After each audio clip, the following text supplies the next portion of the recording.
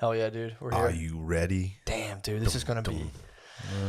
Man, I'm in my scholar bag right now. Oh, boy. I did so much research.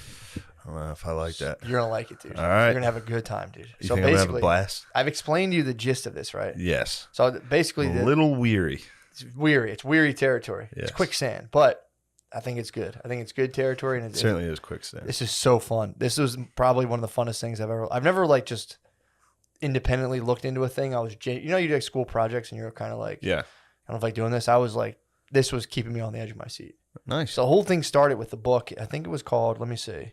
I think it was History from Dr. Maria Kumin, PhD. I think she was schooled in like the Eastern Bloc or something. I think she went to some like wild ass school, but she lives in the States right now. So what happened was I was reading Irish mythology and I came across Cuchulainn, the hero. And I'm like, that's cool. Then I started reading a book about the Mayans and I came across Cuchulainn, a myth from Mayan culture. And I was like, damn, they sound kind of familiar. That's weird. So I just Google it and this lady's books come up. It's the title of the one I read is Ancient History Since Noah's Flood, How Modern Science Shapes It. The other one is Celts in America Before Columbus, Origin of the Native Americans. Ooh. Yeah, this lady fucking puts out some hot shit. So I was just like, this lady's name happened to come up first. So I emailed her like, dude, did I just make a groundbreaking fucking discovery? And she was like, no. She's like, we pretty much all know that the Mayans are Celts, but like, you got to go back and read my first book. Yeah, she speaks with she's like a black Israelite for Celts. Yes. Well, just like she is like a black Israelite. She thinks we was Mayan kings. Dude, that's what all this stuff kind of boils down to, which is very fun. But it's like how this... So I started reading it. Black Israelites for white people. Yes. So I started reading it and I go, because I'm reading the book. So I'll give you the taste of the book. And then I start going like, this all sounds oddly familiar. And I go, oh, this was German. This was like Nazi propaganda kind of. It was the stuff, but it all comes from Zoroastrianism and those ancient texts and like the people who went over and tried to translate them and how that was tied to like tensions between the French and the British. It's fucking cool. But yeah, it's just a trigger warning. If you somehow are like hooked on the ancient aliens notion of this, you might get dismayed because it casts. Oh, you're here to debunk Nazi propaganda? Oh, I was reading this like, this is cool as fuck. You're telling me the culture with the Mayans, I'm all with it. And then I start reading this stuff and I go, I've heard this before. And then I go, oh, okay. So that's how the whole thing kind of came about. And it's also, the thing I was looking at too is like you get the Celts and you get the Mayans and you can start going into it like a collective unconscious kind of thing, like how there were dragons in every single major, like in the folklore. So whatever. But so this lady's like, you got to read this book and you'll get the answers to this. It's very, so exactly. So I'm reading like 10 pages of it and I'm like, this seems you went like this. Got it. That's pretty much what happened. 10 pages. I read 10 pages Done. and I was like, this sounds like the stuff like I heard about like Nazi propaganda. So then I start researching the link between this hypothesis this lady had and Nazi propaganda. And then I got into an even stranger realm, which was I started reading an article about Germans and Iranians and how sometimes at soccer games they toss up fat Nazi salutes at each other. So I started going, what the heck? Yeah. Why is that? And then it took me to the whole thing about Prince of Persia. This is where my whole research started. So I started that book. I go, this seems kind of fucking weird. Started looking up like how the Aryan like myths are related to Nazi propaganda.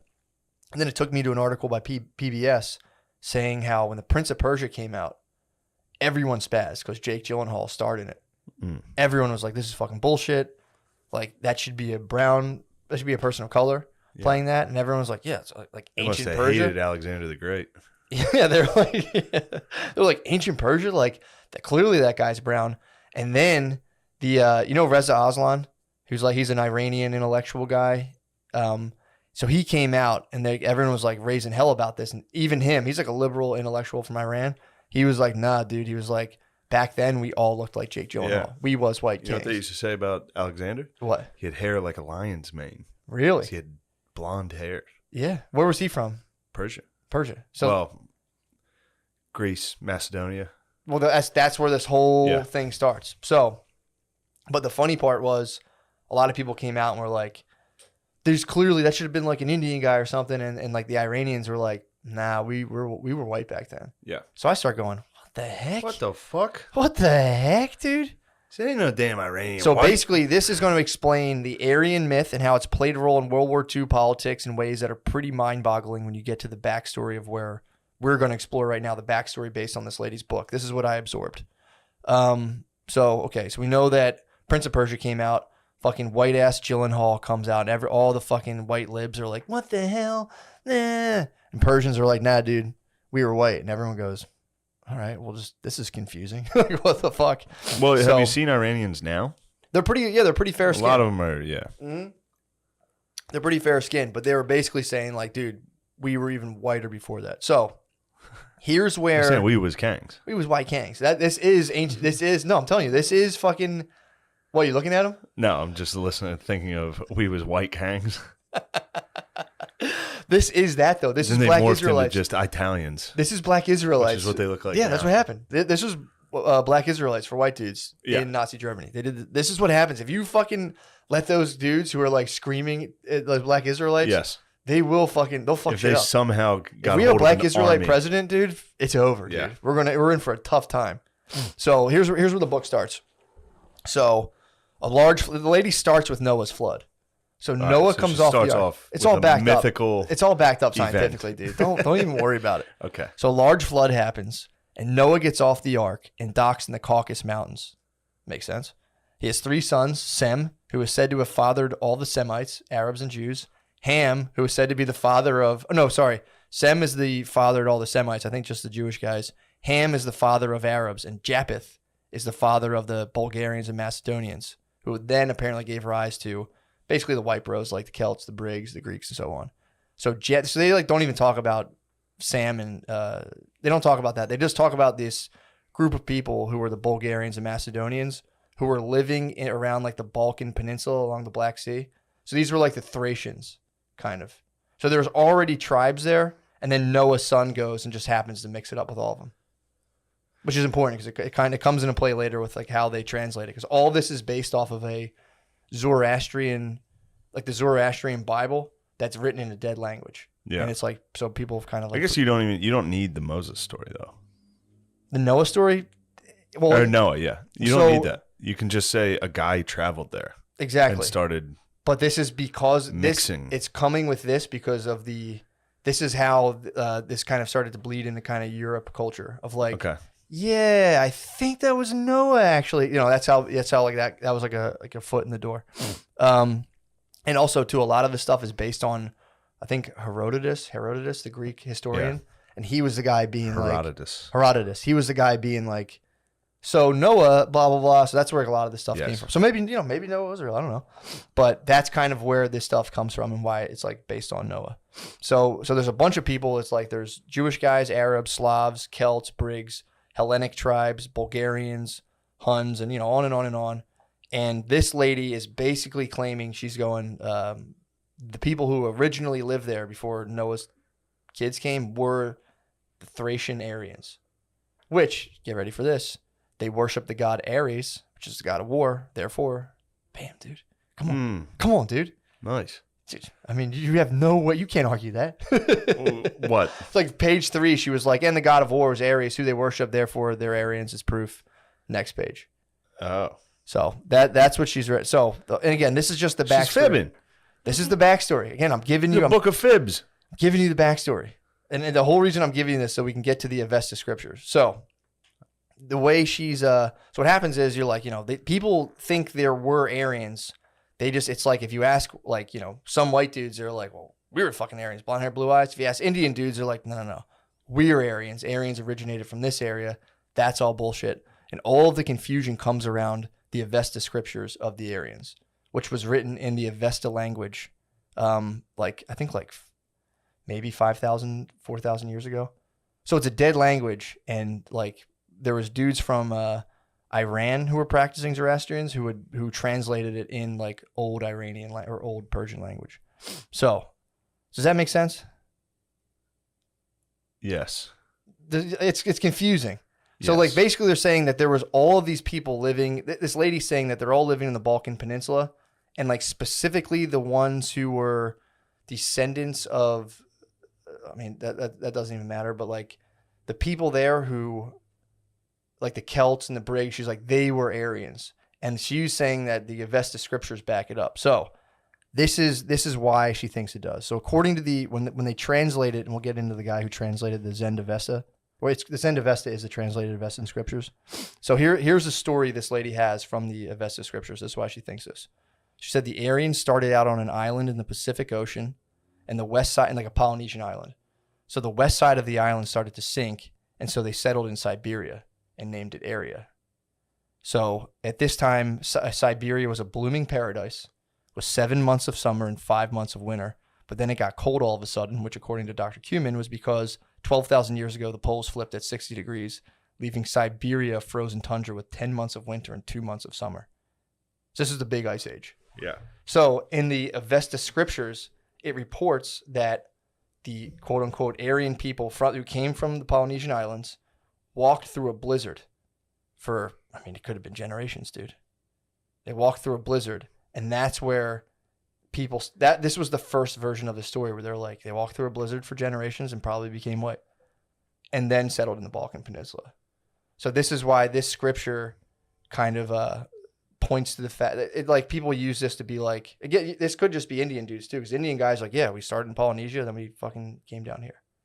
So then they have them settling around like Iran and then spreading out into that Balkan. But Polynesia is not one of the cradles of civilization. So here's the problem.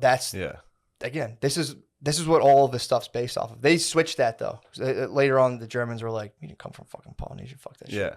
So, and also within the, whatchamacallit. So in the Avesta scriptures, which is just like the Bible for Zoroastrians, they also had a one God.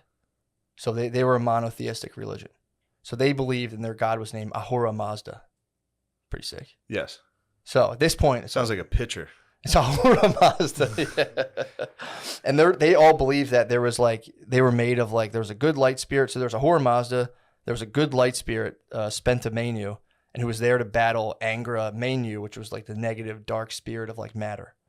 And they thought we were like we were made of like physical evil matter and like a holy light. The Aryans believed all this. Yeah, and it's okay. It sounds a little similar to Christianity, whatever. But the problem is, and it's like this book exists and it does talk about this stuff, but for some reason the argument is like Indian dudes are like, no, we're Aryans, and you had the Germans in World War II being like, no, we're Aryans, and that's where it all kind of came from. But he also, when Hitler came around, he took that, you're saying like that Polynesian thing. Yeah. He was like, he came up with the northern hypothesis. He was like, we didn't come from there. We originated in like Scandinavia. And then migrated and founded all of these. We founded like India. We founded, that was like the modern story he went to. So we covered the Jake Gyllenhaal thing, covered the Reza Aslan. So the way this lady got her hands on this book and like discovered all of this stuff is there was a French guy who actually coined the term Aryan because it was like, it was like Ariana, blah, blah, blah. He made the term Aryan. He was a Frenchman, 1750. He was a French Orientalist.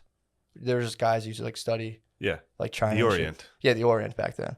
So his name was Abraham Hyacinth Anquetil Duperon. Abraham, huh? Abraham, dude. Founded the Aryans? Talk about your all-time backfires. Yeah, dude. So he was like, he wasn't even about that. He just was like, the problem in 1750, the French and the Brits are colonizing the East. So they're battling, dude. So like, and for that reason, like, it's kind of hot to study Eastern religions. So Britain was killing it because they're like, they're coming home. They're like, I think they brought home like 300 or 200 like Sanskrit and Avestan manuscripts, but they couldn't translate them. They had no idea what they said. They were just like, check this shit out, dude. Yeah. We know the most about the Middle East. And French were like, fuck you, dude. So then this guy, he was studying, ancient languages at a French college, and his professor's like, check this shit out. He's like, what is it? And he was like, this is a copy of the Avesta manuscripts, the ancient Zoroastrian manuscripts, but they don't know what it means. And the guy, Abraham, is like, fuck that, I'm going over there. He's like, I'm going to translate all those things and bring them back to France and, restore France to glory. So he's like, fuck, I'm going to join the military because that was his only way over there. And then on the way over there, he like got sick and like passed out and puked. This is a nerd. Yes. So he got sick on the boat, passed out and puked. And the guy in charge was like, what the fuck are you doing? He was like, I'm here to study ancient manuscripts and bring glory to France. And they're like, all right, dude, we'll discharge you from the military. We'll give you a little stipend. And then you can go and like learn all of these ancient secrets and we'll get you back to France. Like, we don't want you fighting. He was like, sick. All right, I'll do that then. Yeah. So 6 months later, Abraham's in India eating only rice and veggies. And he's trying to find a Brahmin or a guru to kind of like show him the secrets of the Orient. And then he walks really far and he gets super sick again and just kind of like lays somewhere sick for a while and then recoups. And then he walks back to Pondicherry where he finds his brother who holds position in this like little area. And he's like, dude, I can hook you up with Zoroastrian priests. But it turns out that the local Zoroastrians at this time were just trying to secure foreign alliances since they themselves were at war with another sect of Zoroastrians over an intercalation dispute, which is an argument about what month it is. So the Zoroastrians were like, one sect was like, it's fucking May. And they're like, dude, it's fucking June. It's June. And they were, don't bring it up again. They're like, it's fucking May. We're coming with swords. So they start fighting each other. Yeah. And then, you know, Abraham Duperon is just kind of like, yo, what's up with your guys' secrets? And they're like, we could probably use French allies. Yeah, so they're like, hey, us, the guys fighting about what month it is? Yeah, we have ancient secrets. I know. And that's what that lady's hypothesis I just laid out is based off this guy's translations of the Avesta. It's called the Zend-Avesta. The Avesta is the scriptures. The Zend-Avesta is the translation. So they're just kind of leading him on. Be like, yeah, we got you, bro. Like, yo, what's up with your brother? You know, they're kind of like, how many guys you got? And, you know, so Abraham is like, they're leading him on. He thinks he's getting secrets. And eventually he figures out. And they were battling the British the whole time they were there. So he's like. In India? In that whole area. They had like, I think it's the Carnatic Wars or something. It was like in the East. I think India was kind of like worried the French were impinging on their India stuff and blah, blah, blah. Yeah, I guess India or France might have been in Vietnam back then. Really? I don't know. I know they were. I mean, I don't know how long they were in Vietnam. Obviously, England controlled India. Yeah, this was like 1750. The Dutch controlled Sri Lanka. The Dutch were motherfuckers. Yeah, they're bad. Yeah. They're bad boys. So I think the French are over there. Holland is just a bank. Yeah, wasn't Switzerland too? Isn't that why it's always neutral? Yeah, kind of. But Holland was like historically like. Let me see if I can just pull up stun on people. Because there was the. I got my sources, bro. No, it's all right. I don't think it matters. You don't have to get it. All right, because there was a third Coronatic Wars. And the French and they were English mixing. They were mixing it up everywhere, somewhere. For sure, they were fighting here. Yeah, were they here? Yeah. So I think they French had and Indian Wars. They had some beefs over there, but you'll see everywhere. Yeah, they were beefing over in that area because they were more. I guess they were more around like colonial wars everywhere. They were in like modern day Iran. Oh, okay. And then kind of like there was like Pondicherry as an area of France or in India. So I think they had a little bit of holdings in India, but I don't know. But so they're in the intercalation dispute, and then Abe starts getting hip to the fact. He's like, these guys aren't giving me shit, dude. So he's like, fuck this.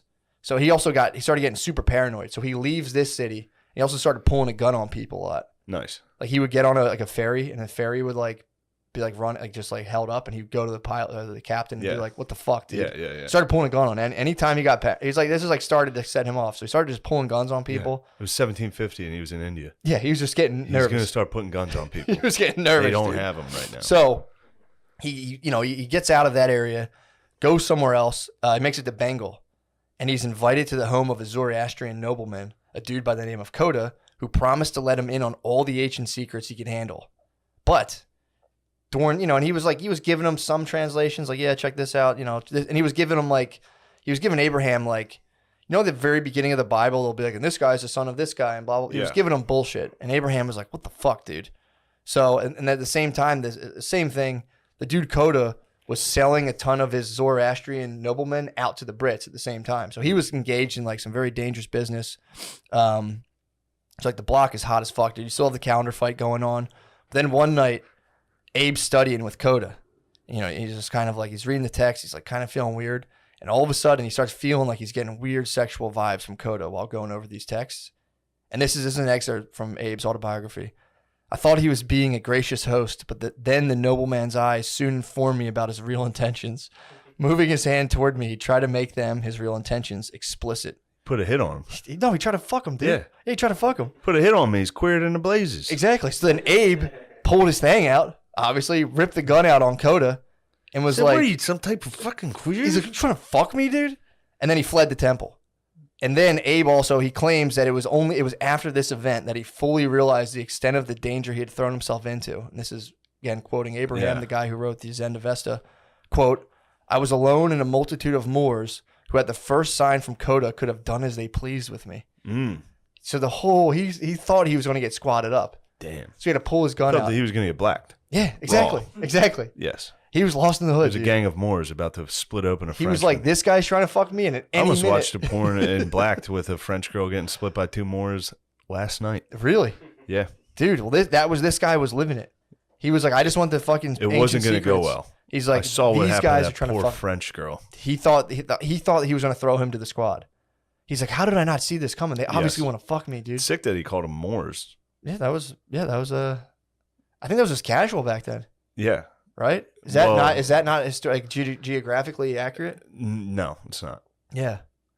The Moors were like, I mean, they were Arabic, so that would have kind of made sense. Yeah. They're like black Arabs. Yeah, so I think it was he just saw Indian dudes and were like, dude, fucking Moors. They're probably dark, yeah. Yeah. That's what he said. He was like, dude, they could have done. done. No, it's Moors. He's like, and this Moors is their nobleman. If their nobleman's trying to fuck you, all he has to do is give all of his boys the green light, and they're just gonna fucking crush you. So at this point, he's like, fuck, dude, this whole country's trying to fuck me. So he's getting paranoid, and he switches up to another Zoroastrian guide, and he's, again, getting his hands on some of the text. He's not pleased. He's like, man, this is fucking bullshit. So he keeps pressing these dudes like, yo, like, let me in for real. So like, all right, dude, we'll initiate you into Zoroastrianism, which apparently they don't do, which was weird. Like, look, I read about this now. Zoroastrianism takes no converts, and it's a slowly dying religion. They don't bury their dead either. Judaism. Did they take converts? Very rarely. I think Zoroastrianism, from the thing I read, just doesn't. Yeah. Like, no. Like, I guess maybe you can marry in. I don't know. But and Judaism's very kind of it's tough to get in on the inner circle. So they're acting like they're letting him in on the inner circle. He's wearing the traditional garb, which apparently I think one of the dudes who did this got in trouble for this from the other Zoroastrians or whatever, the Zoroastrians. And as obviously under his garb, he had a sword and a gun. Yeah. He's like, dude, he's Indiana Jones. That's where the legend of Indiana Jones comes from, which is funny. Really? Yeah, because you'll see. But exactly, that's where this comes from. This fucking psycho nerd who was just rolling around is like fucking pulling guns. Yeah. So he's in the garb, dude. He's in the temple. And they're like, dude, say you're a Zoroastrian. And he's like, fuck that, I'm a Christian. And pulls out his gun and his sword. Yes. And just runs out of the temple. He's running? And he kept the scripts. Yeah, he took off. He did temple run. He's like, fuck you guys. Yeah, he did temple. He slid under a couple blocks and was like, fuck you guys, I'm a Christian. I'm a Christian. So I think he took some of the scripts too. He took them out of there in his robe. What the fuck? This dude's nuts. So then soon after this, the block is so fucking hot, dude. Everyone's trying to fuck him. He has stolen scripts. And he gets into a duel with another Frenchman and he kills the guy. Nice. So then it forces him to take refuge with the Brits, who he fucking hates. And again, he stole all that shit from the temple. I think his brother paid them back and like made it. His brother was like doing well over there, like doing good. His brother's killing it. Yeah. So he chills with the British. So wait, I'm trying to figure out. Can you guys? I'll look it up. Go ahead. Yeah. Look it up? I'm just trying to figure out where the frogs were in 1750. Look up where Pondicherry or Chandanagar. That was another place. That was where they were in that area. Okay. So I think it was like the coast. Yeah, it's usually West Coast. Yeah.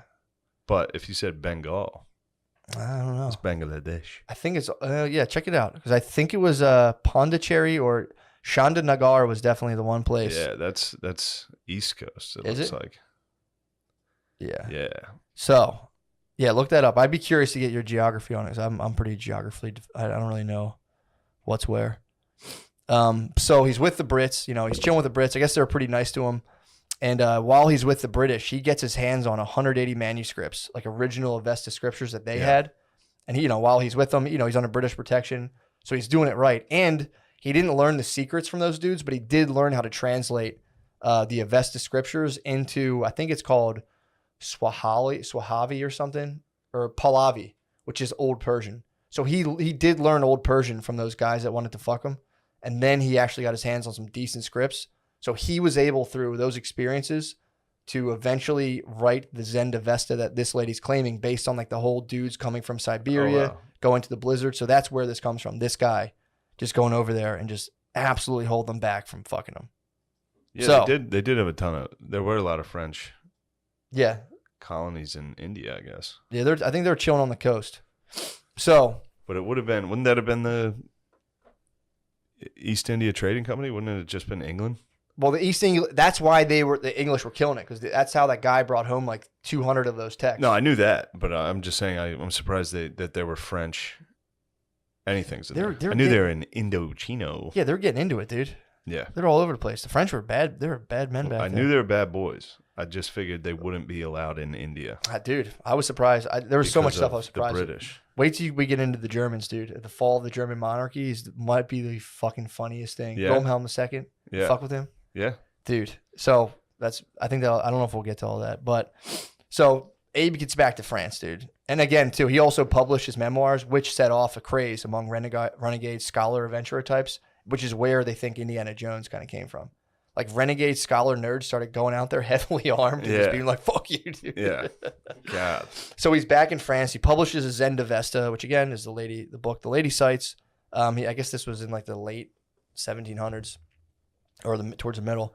And the British guys, the Brits, because he publishes his Zen Vesta and is like, fuck Britain. You guys are fucking idiots. I went over there. I figured it out. And also, too, I forgot to say this, in that original crate of 200 Avesta, like ancient Hindu texts that the British brought over, there was a thing that they could have, there was like a Rosetta Stone they could have translated with.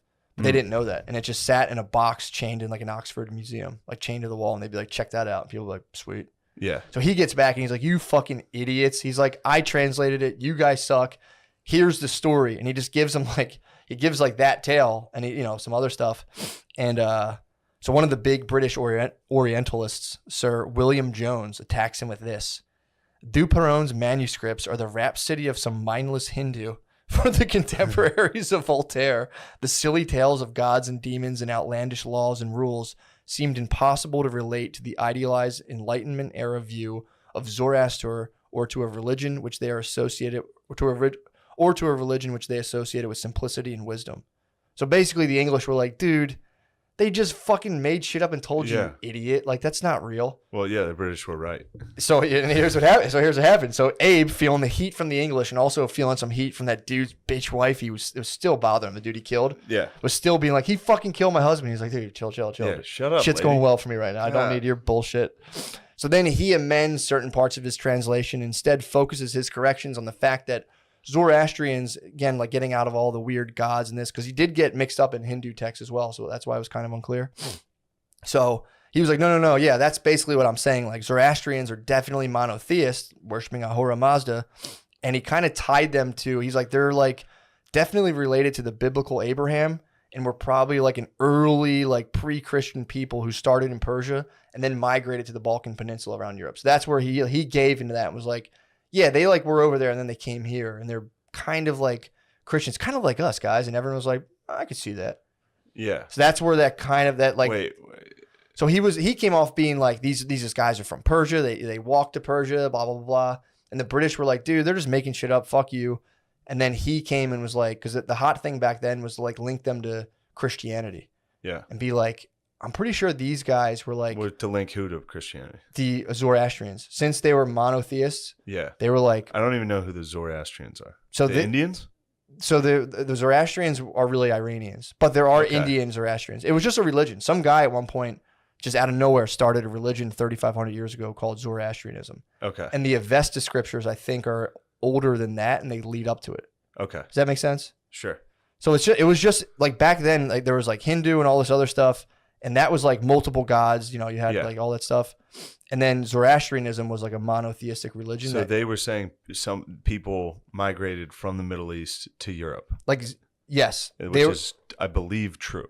Exactly. Yeah, exactly. None of this stuff is like patently totally true or false. I think like Xerxes was a Zoroastrian. Like it was like the main religion of a couple of the Persian empires. It just, just kind of fell. You don't bury your dead. You just leave them out and you let birds eat them. Oh, nice. So it's not the most appealing. And they just like light fires and chill by them. Yeah. And they're like, whoo. Yeah. Pretty sick religion. So he started to kind of tie that. It was just some weird shit people did in the Middle East. And then people in Europe started being like, I think there's something to Zoroastrianism that links to us. That's what I'm saying. He like threw that kind of in the mix and kind of was like, yeah, just to get the British heat off him. So I think the British were pushing that. So Then in 1786, the dude William Jones, who came out against Abe, was like, dude, you're full of shit. He figures out that there's a link between Greek, Latin, Sanskrit, and Persian languages. That's where we got the Indo-European language group from. So he studies all these languages and be like, dude, these are all pretty fucking similar. Yeah. And people start going like, whoa, that's fucking nuts. And then, so it's like, dude, whoa, like, did we come from over there? People started kind of asking these questions. So now you go to 1807 and the Germans are pissed. The French gave them what for? Correct? In 1807? Early 1800s. I think Napoleon fucked up the Prussians, I guess. Yeah. Germany wasn't a country. It was Prussia, yeah. There's a bunch of them. Yeah, so like the bros, that whole confederacy of dudes is like, fuck, dude. I thought we were like the most brave, awesome warriors. It was a weird time. Everybody allied with each other, fought each other like 6 different times. Yeah, it was like the monarch. There were still monarchies and Russia, shit. Prussia, So the group Austria, of people who were in that like Austro-Hungary. Yeah, exactly. We're just like, fuck, dude. We fucking lost to the French. Like, what the fuck? So they were trying to, in the early 1800s. So they're trying to pump themselves up on like why. There's a lot of times, a lot of this stuff starts entering into countries who kind of like just like lost. I think when was the Franco-Prussian War? Is that what it is? I believe so. Look up 1807. I think it was in there. Or don't Google 1807, but look it up. That was later. It was 1870. Well, that's when the Germans won that, though. Yeah. So the Germans won that one. Was the unification there. Yeah, but they lost earlier. I think Napoleon. Was that Napoleon back then in 1807? Yes. Napoleon gave them what for? It actually was like he was like occupying territory within that. And they were like, fuck, dude. It's just fucking bullshit. And then a German guy, Franz Bopp, provided scientific linguistic proof of Sir Jones, the guy from England's Indo-European theory. And then a couple of German philosophy bros, Johann Gottlieb Fichte and Johann Gottfried Herder, start to hype everyone up on this idea of the Volk. That was like Hitler shit. The Volk, yeah. And he started being like... Volkswagen. Yeah, he started being like, dudes, like, yeah, we got beat by the French, but like... Deep down inside, we're like noble warriors tied to like a long tradition of just like tunic warriors. Yeah, like we're sick, dudes. And everyone's like, nah, I think we suck. We lost the French. Like, nah, dude, we're the fucking Volk, dude. And like we're being plagued by like, this like shit going on right now. Yeah. And it didn't get anti-Semitic yet. It's coming. It laid the it starts to lay the foundation. So he starts pumping everyone up. He's like, look, like we're the Volk. No, I remember. And he was like, we got to knock the bullshit off and become the fucking Volk. And Fichte is quoted on saying, the purpose of the future German nation, which would be built off the virtues of the French Revolution, that was just in there, would be to found an empire based in spirit and reason and to annihilate completely the crude physical force that rules the world. So like, we're the Volk. We're good. Yeah. It's just the world's fucking evil, bro. And we have to, restore everything to order. It's kind of how every single person on Earth feels. Yeah, I know. Yeah. So, and obviously, these kind of vibes. Tight? Where did I hear this? I forget where I heard this. It's the war right now is just between the French Revolution and the American Revolution. As far as which values, like French Revolution was equality. Yeah. The American Revolution was right to happiness, pursuit of happiness, independence. Yeah. Yeah. Interesting. Dude. That's where democracy's at. Also, there is a pizza here. Noah, could you be a deer? You want to pause? No, we don't need to pause. We might have a pizza party during the history cast. Nope, not a problem. I might eat pizza on this episode. You should, dude. It'd be fun. It'd be fun. It'd be a nice time for a pizza party. So these vibes are obviously picked up and ran with by the Nazis later on. But Fichte, the guy who said this, did not hate the Jews, for the record. Also for the record, he didn't like them very much. But he didn't hate them. And while he actually resigned from his college position because people were bullying the Jews on his campus, and the college did nothing about it, and he was like, fuck this is messed up. All right, nice. That was pretty good. That's pretty woke for his time. Pretty good. He was like, I'm not a fan personally, but you can't be mean to him, man. That's what he did. And he actually resigned from his position. I was like, well, that's kind of nice. Another guy, Friedrich Schlegel, comes out and says that so like you have this idea of the Aryans floating around, like we're the fucking Volk. He comes out and he goes, dude, the Aryan Persians are definitely our ancestors of the noble Germans. So, then the Volk starts to get into this kind of like Persian shit, and they're like, dude. Wow, it's a pretty good looking pizza. Is that pretty good? We'll see. Dude, pause up. I'll pause for a pizza break? Pause up. I'm gonna pause. It'll make no difference to you. No one will tell. Pause up, dude. Get fueled. Wow, it's a pretty good looking pizza. Wow, that was a good pizza. Dude, it looked yummy. Noah, you treated yourself there. You had quite a few slices. Really? Gardini with a respectful 2. An absolutely respectful 2 out of the guard dog. What did Noah have? How many did you have, Noah? I had 3. leaving Preposterous. you 3 slices. You got to I equal had 3. amount. Well, I'm the king. You should have 4. You should have 4. I'm fat king. You should have 4, dude. If I get a pizza, Yeah. I'm eating 3. You got to eat 4, dude. If no one's home, I'm eating most of the pizza. Yeah. If I'm at a party, Once you 3. close that, like, You got to you got to You can't finish leave it. 2. Once you surpass 4, you should. Once you work, like, you know, like when it's like Yeah, less you're than round half third. left. When When you're you're round headed third, home. yeah. When you're round third, you got to just eat the I've whole been playing thing. MLB The Show, and I only use baseball analogies now. Yeah. Once you're round third, I've been going to a lot of ball games lately. was that third? Yeah, you're on your third base of a pizza, dude. Yeah. Yeah. It's time to.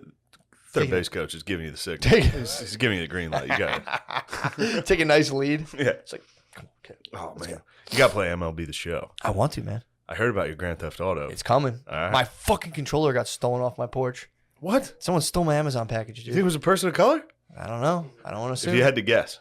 I don't want to assume. I caught there was one package thief, and he was indeed a person of color. And What? I caught him Dang, digging through stuff across the street, and I was like, "Hey, doing over there?"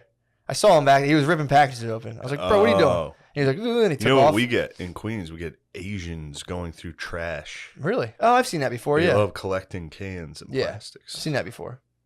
I don't know what they're doing with them all. No, I do. They're Yeah. taking them to Getting recycling paid, centers. bro. They're Getting getting fucking paid. nickels. Getting mega paid. Dude. Sorry about that. It'd be funny for a guy to not know what they were doing. They just thought they were like building Asians robots and shit. fucking keep stealing my trash, and I don't know what they're doing. I don't know what the fuck they're up to. Back to learn about the Aryans. All right. So the guy. So we talked about the guy. What was his name? Not Franz Bopp. The other guy, Vic, or whatever his name was. Schlegel.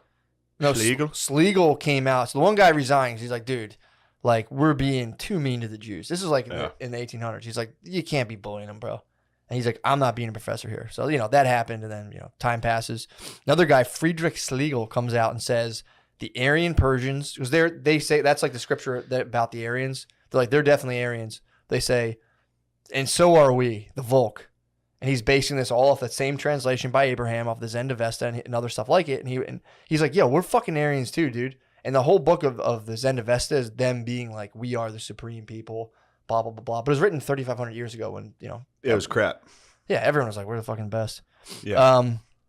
So. We're the best. Yeah, so he comes out, I mean. We're the best. Clearly. You and me are the best. Easily. Yeah. So, and here's a quick note, because then I started looking up, like, what does Zoroastrians say about this shit? Of like, are they ever like, it really pisses us off that people use our Bible to commit the Holocaust to be Nazis. So what they say, here's what the Zoroastrians say about the Avestas and all the translations. This was like a Zoroastrian scholar. We've spoken to a Zoroastrian scholar. Here's his quote. No. I read his blog. Yeah, I read his blog. No. I read his blog, and he goes on to explain that people with an agenda who read the Avesta scriptures usually find what they're looking for, given its ambiguity and the fact that there are, I think, 47 different translations at this point. Yeah. They also did that with Nietzsche. Really? Yeah, Hitler. They picked and chose. He was like, we are the Supermen. Ubermensch. Yeah. Yeah. So he was basically like, Obervulcan. he was saying Christians go into it and like, hey, look, angels and shit. That's what we have. Muslims find stuff. Iranian patriot sees Zoroaster as a prophet of the Iranian state. And, you know, obviously, if you want to, you know, rid the planet of Jews, you'll see stuff in there like, yeah, we are the best. And this stuff applies to us as well. Even anthropologists will go through the Avesta scriptures and be like, they'll find stuff about Bronze Age animal husbandry and be like, I fucking knew it. I knew he They'll see invented clues. horses. They'll see clues. Like anthropologists, be like, I knew they fucking did that shit back then. And, you know, it's all based on. No one really knows. No one has any fucking clue. So that's the whole idea. It's But like people I think project. they got the right area of where it came from. Yeah, for sure. And I think right away they took over India. Whoever came out with horses Yes. came down the west coast of India and started fucking shit up. Well, it's also entirely probable. Like I said, this is the other thing too. That like, You sound like JP there. thank you. Yeah. The other, it's like it is possible because they get like the mummies with red hair in Egypt, and people freak out about that. And they're like, well, that's because when they mummify them. And blah, Yeah, it's embarrassing to freak out about any of that. exactly. But people get. But the Little Mermaid is white. True. But the what this guy's saying is like, if you have an agenda, So is it's James Bond. easy to project it onto the Avesta scriptures and find what you're looking for. So, you know, throwing out a footnote. So, as the Germans and the rest of Europe go further into the 1800s, the emphasis on religion and culture begins to fade. It's you know, it becomes less and less important. It doesn't happen overnight. And then these German people getting teased like, dude, like, are we the fucking Aryans, dude? They start to ask. They get restless. The whole shared culture, shared Indo-European language thing, it's not enough, dude. because it's lessening in importance. And they start going like, what did the ancient Aryans really look like? Oh, that sounds like what a Asian person would call the History Channel show. What?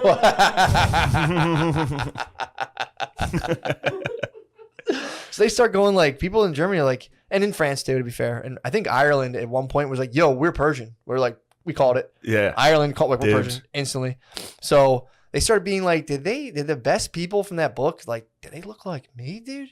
Like they look like me, right? Well, I understand. They didn't feel represented in all of the myths. Exactly. They needed to be represented. I don't watch a movie unless somebody looks exactly like me. And that's kind of what was going on. I only watch Peanut Butter Falcon and The Ringer.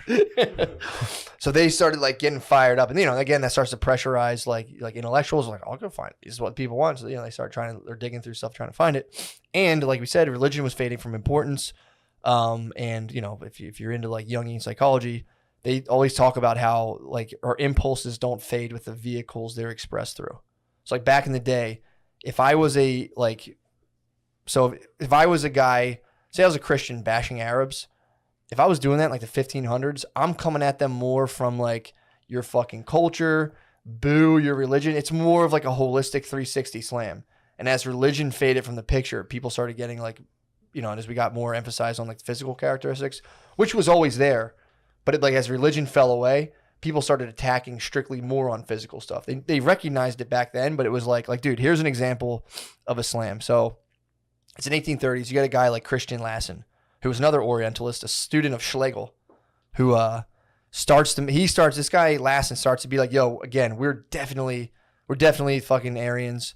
And he was like, and we can tell just not the language and everything. We can tell just by the way we conduct ourselves. And this is his quote. He was like, we're the most gifted of all. This is how people used, like, before they started just being like, fuck you, dude. And like having like more. It is. I'm sorry to cut you off. It is funny that every single culture, it's like, yeah, we're the best. We do it the right way. Yeah. It's like, who do you think invented the right way? Your culture. Yeah. That's exactly. It's so funny. And that's all that. So, and this is like, but as the I do it all the time. As the emphasis on religion faded, that's when it got into more like in the early 1900s. People started measuring heads and getting into the eugenics. That's when it took on like strict physical characteristics. Yeah. That's why people say like Europeans invented racism. There wasn't racism before that. It's like it was there. It just was more kind of verbose and kind of like poetic. This is how this guy used to get racist back in the day. So Christian Lassen, he's like, we're the fucking Aryans, and the reason why, quote, we're the most gifted of all and perfect in talent, creativity, flawless in spirit and harmony of soul. So, and then he was the one who started to contrast the idealistic Aryan Volk with the Semite, referring to both Jews and Arabs.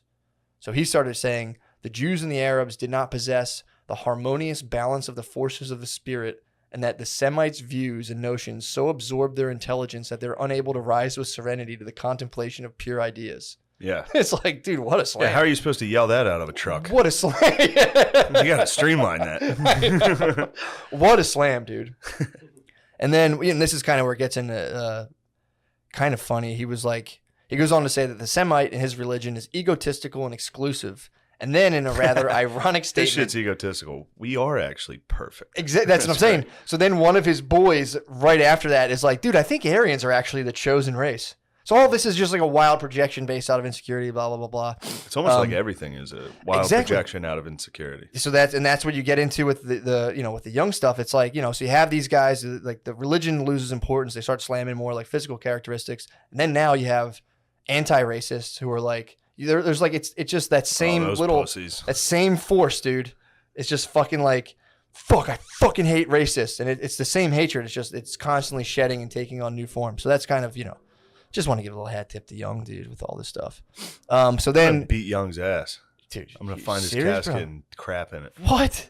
I hate this guy. Man. Young's the fucking man, dude.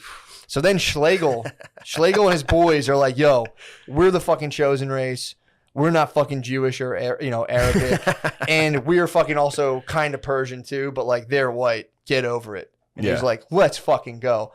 And around this time, they were getting pumped because like, what are we gonna do? He's like, invade Poland. Well, around this time, the French are also hyped now based on the fact that they defeated the French in the late 1870s, or the German Prussian type dudes. Wilhelm I was coming off a wicked victory of like, dude, it's time to unify Yep. Deutschland. We got fucking revenge on the French. we're the best. And guys are like, yeah, dude, fuck that. Fuck Jews. And people are like, all right, fuck yeah. Let's just some keep guy in the back's like, yeah, fuck Jews. Like, all right, party's on, dude. Party going. So it feels like one of my shows. I'm just up there. Somebody yells something. I'm like, all right. We're gonna keep the stand up going. But so that again, the shit. Don't yell stuff. Yeah, don't yell it out. So they go and eugenics are hitting. It's like it's wild, dude. People are like, there's like it's like it is now with like I went to Bryn Mawr and they're like they'll have these like weird intellectual things of stuff that you're like, what the fuck? Yeah. They were just doing the opposite, where they'd be like, yeah, we measured everyone's heads. Ours are perfect. And we're the smartest. So sorry, dude. And, they started doing all the eugenics and all that stuff. So then Wilhelm. Yeah. You ever see Django? Yeah. You know that part in Django Unchained? When they used the thing? skull stuff? Yeah. What was that called? There's a word for that. I don't know, honestly. Probably craniology. Something like that. But yeah, they were measuring all this shit and being like, and they would like compare like skeletons and heads and be like, that's us, obviously. Measured our head, measured their head.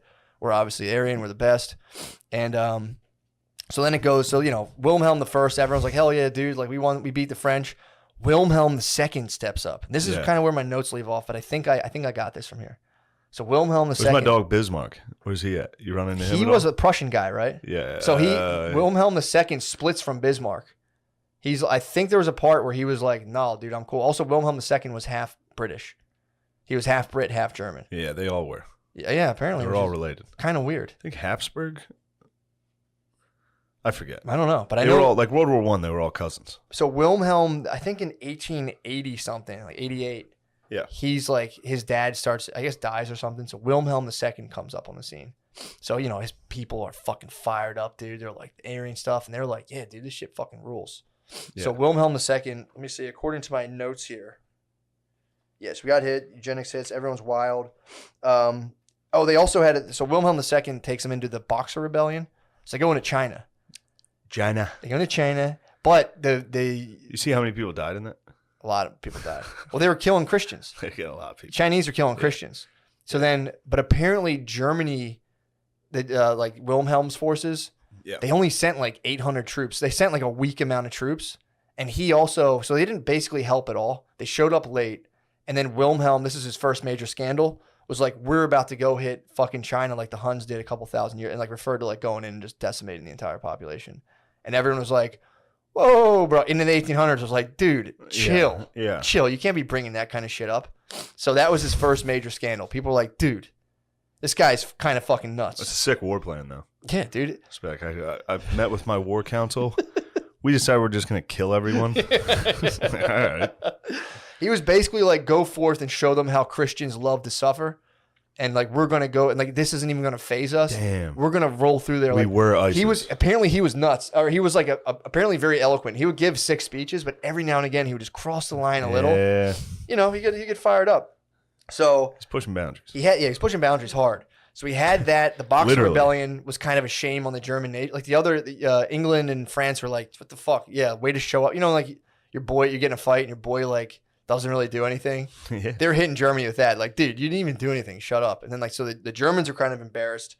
And at this time too, people are kind of like questioning the idea of the monarchy in general. So he's on a slippery slope. And then after that, he had the Eulenburg scandal. The Eulenburg scandal in Wilhelm II's like interior party. It turned out a bunch of them were gay, and a news reporter leaked that a lot of his boys were gay. And like, dude, people started killing themselves and shit. It was bad. So then a lot of people like, I think Wilhelm's fucking gay. He was like, fuck that, dude. No, I'm not. Well, I ain't. So he started spazzing. And then he goes over, so that's one scandal. He's like, fuck, dude. He like, the Boxer Rebellion kind of throws him off. Everyone's like, yo, Wilhelm's fucking gay. And he's like, no, I'm fucking not. So then he goes over to Morocco because he's trying to stir up this whole like Middle Eastern, he like loved the Middle East. He's like, fucking Aryans, dude. Yeah. Fuck. He's like, if I wasn't a Christian, I'd be a Muhammad man. Nice. That's what he said. He's like, dude, this shit fucking rules over here. So he goes into Morocco and is like, dude, you guys should be an independent nation, totally forgetting about like, the fact that France was occupying Morocco. Yeah. He's like, fuck that, dude. You guys rule. There's no reason you should be bowing down to the French. And the French are like, the fuck, dude? What are you telling him that for, dude? He was also feeling the victory he just had over them. So he's like, pimps. Dude. They were like, yo, why are you talking to one of my bitches? Exactly. Like, dude, shut the fuck up. So he's just wilding, dude. I just watched Casablanca. Did you really? I never saw that. It's actually good. I bet You'd like it. It's probably one of the classics. It's great. Dude, so he has the Moroccan crisis. And so that's like, people are like, dude, I don't know about this guy. He's kind of fucked up. And then in a news report, like he was like in some sort of interview, just spazzes on England. He's like, they're fucking nuts, dude. They're all crazy and fucking weird. But he also like loved England. It was weird. Yeah. So he spazzes on England. He pisses off the French. He dishonors like the English monarchy. And then Archduke Franz Ferdinand, his boy, Wilhelm II, that was his close boy, gets capped, dude. So then, that was Austria, right? Yeah. So then Austria declares war on Serbia. Yes. But Austria was Wilhelm II's ally. So he's like, well, we got to defend you. And the Ruskies. Exactly, dude. And so the Ruskies were like, well, fuck you then. We're defending Serbia, so we're going to fight you. And then I think there was an agreement between France and Russia where it's like, well, France is like, hey, dude, if you're attacking the Russians, we're fucking you up. And then England was like, well, if you cross through Hungary or wherever it was, if you cross through Austria, I forget wherever it was, if you cross through this one neutral territory, we're going to fuck you up too. Yeah. And Wilhelm II goes, fuck, dude, I think I got set up. Yeah. I think this was I think he starts getting paranoid. I think the Black Hand set him up. He thinks it was a European scheme to like destabilize the German nation. That's what he started. That's a tight time he was on, dude. He's like, dude, I'm not gay. B, I'm getting set up. So they go into World War I. Doesn't go well for the Germans, obviously, as you know. Gets his butt kicked. And then it's funny, actually, they talked about how a young Hitler fought in World War I and he got burned with chemical gas. And he woke up in his bed and someone's like, yo, we lost. And he just fucking kicked and screamed his bed and was like, fuck. So they all hated Wilhelm II. They're like, you're a fucking idiot. You started all this bullshit. So then his whole navy revolts on him. His navy mutinies, and there's like an uprising, and everyone's like, overthrow the monarchy in Germany. Fuck this. This sucks. And he goes into exile. His exile is actually pretty sick, dude. So he goes into exile in the Netherlands, where he chopped. Oh, that's not very far. Not at all, dude. He went to the Netherlands. The rumor is that it took 60 train cars to transfer all of his wealth and possessions. So he just goes out there with a ton of shit. He bought a discreet. Discreet dude, man. I'm in hiding. He killed thousands of animals hunting, chopped down like acres of tree, like loved clearing forests. So he just cut down trees, killed thousands of animals, grew a long beard. And he also bought a house in Greece from the family of an Austrian empress who was stabbed by an Italian anarchist. So she died, and he was like, yo, I don't know what you guys doing with the house. Bought just for no reason, bought the house in Greece. And then he was just like, he's rich as fuck, he's chilling. And then, Nazism starts to rise. And eventually he's watching that being like, oh, that's my ticket back to the, fucking monarchy. Like, they're going to rise, bring Germany back to power, and just be like, yo, bro, we did it. Here you go. So he reaches out to Hitler, and he was like, what's good? And they're just like, fuck off, dude. Like, we don't care about you. And then Kristallnacht happens. And then Wilhelm comes out, and he's like, dude, that's fucked up. Like, this is not going good. And this was his quote against Kristallnacht and against Hitler, because he was like, yeah, these fuck, I like this Nazi. He's like, it's a little edgy, but I think I know what they're doing, and they're gonna bring me back to glory. So when Hitler did Kristallnacht, and then like I think one of his sons was like, he was talking to his family, and his son was like, yeah, like that's what you got to do, and he was like, I'm so ashamed to be a German. So this was his story. This was his thing about Hitler. This is a quote: "There's a man alone, without family, without children, without God. He builds legions, but he doesn't build a nation. A nation is created by families of religion, traditions. It is made up out of the hearts of mothers and wisdom of fathers, the joy and the exuberance of children. For a few months, I was inclined to believe in National Socialism. I thought of it as a necessary fever, and I was gratified to see that there were associated with it for a time some of the wisest and most outstanding Germans. But these, one by one, he has gotten rid of or even killed. He has left nothing but a bunch of shirted gangsters. This man could bring home victories to our people each year without bringing them either glory or danger. But of our Germany, which was a nation of poets and musicians, of artists, which everyone says, and of soldiers, he has made a nation of hysterics and hermits engulfed in a mob and led by 1,000 liars and fanatics." Comes out with a pretty hard slam on Hitler. Yeah. And then Hitler starts to win, dude.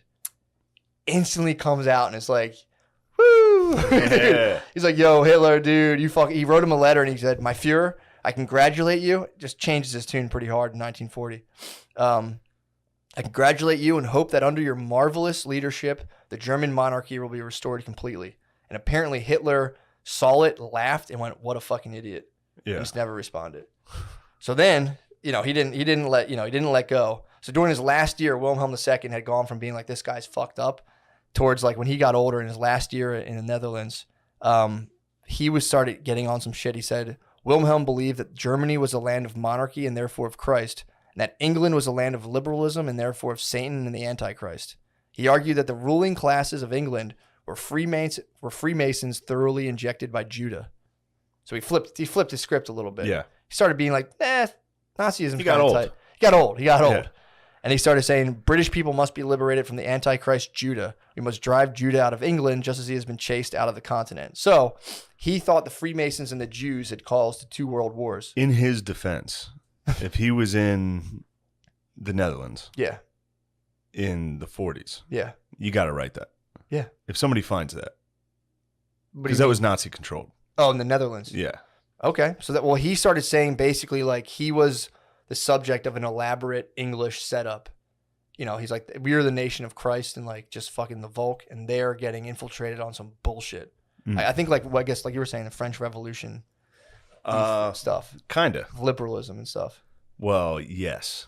But yeah, it's tough to I mean, I'm not disputing it, but like any documents from people in Nazi Germany, it's tough to tell. Well, and exactly. So this is the thing too. So he's watching the beginning of World War I and being like, World War II, being like, oh hell yeah, dude, we're gonna win this shit. So he starts being like, yo. Well, yeah, he also was in Holland, so he was like, they're gonna come here shortly. Yeah. I better start fucking being like, yo, you guys do rule. That's probably what he was doing. doing. I was talking shit a couple months ago, but now that your guns are. Well, he discovered the Illuminati, dude. Yeah. He was there and he's like, wait, what the fuck? And then exactly. He started being like, you guys fucking rule. And before he died, he wrote a 1940 letter to his sister, Margaret. And he wrote basically like, the hand of God is creating a new world and working miracles. We are becoming the United States of Europe under German leadership. And he starts to say some other stuff about the Jews getting kicked out of Europe. And he was just like, you know, he's like, dude, this comes from this whole dream of like the Volk and blah, blah, blah. So he dies before the Germans attacked. What was that called? When they attacked Russia?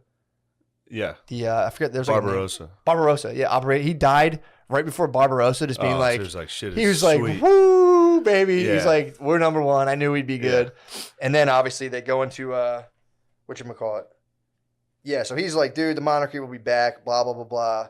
We're good. And then the Germans went into Barbarossa, and it just didn't go well, bro. Didn't go great. Did not go great at all. And that was the whole idea, was like, you know, he was against, that's where like, oh, and also too, a lot of the anti-Semitism of the First World War, when they lost, they came back and they were like, I didn't see any Jews fighting next to me. The Germans were like, so that like started a lot of the shit. Like, they thought they thought they got sold out. Yeah. By the Jews and the politicians. Yes. So they were kind of like, what the fuck? So, okay. So where am I? Okay, so and this is also one of the other things too that Hitler was kind of using the Aryan stuff to pump people up, was he was going back into like ancient Persian stories, talking about like when Cyrus freed the Hebrews from Babylon, which resulted in like the Hebrews getting out, and he was like, they kept being like, that's what fucking fucked up society and blah blah blah blah. So that he still has his people, like, even though they're getting crushed in Russia, he's still pumping them up on this like Aryan master race stuff. Yeah. So slowly they start to. Like Germans starts reaching out to Iran, and like, you know, it wasn't Iran yet, it was just Persia, and they're like, yo bros, like, we're the same, because they're trying to fight. Yeah. They get crushed in Russia, and they're like, or it just doesn't go well in Russia, so they're like, all right, they start reaching out to like different countries. Yeah, they got crushed. And this is how the dudes like Iranians will chuck up salutes to, like, sometimes chuck up Nazi salutes.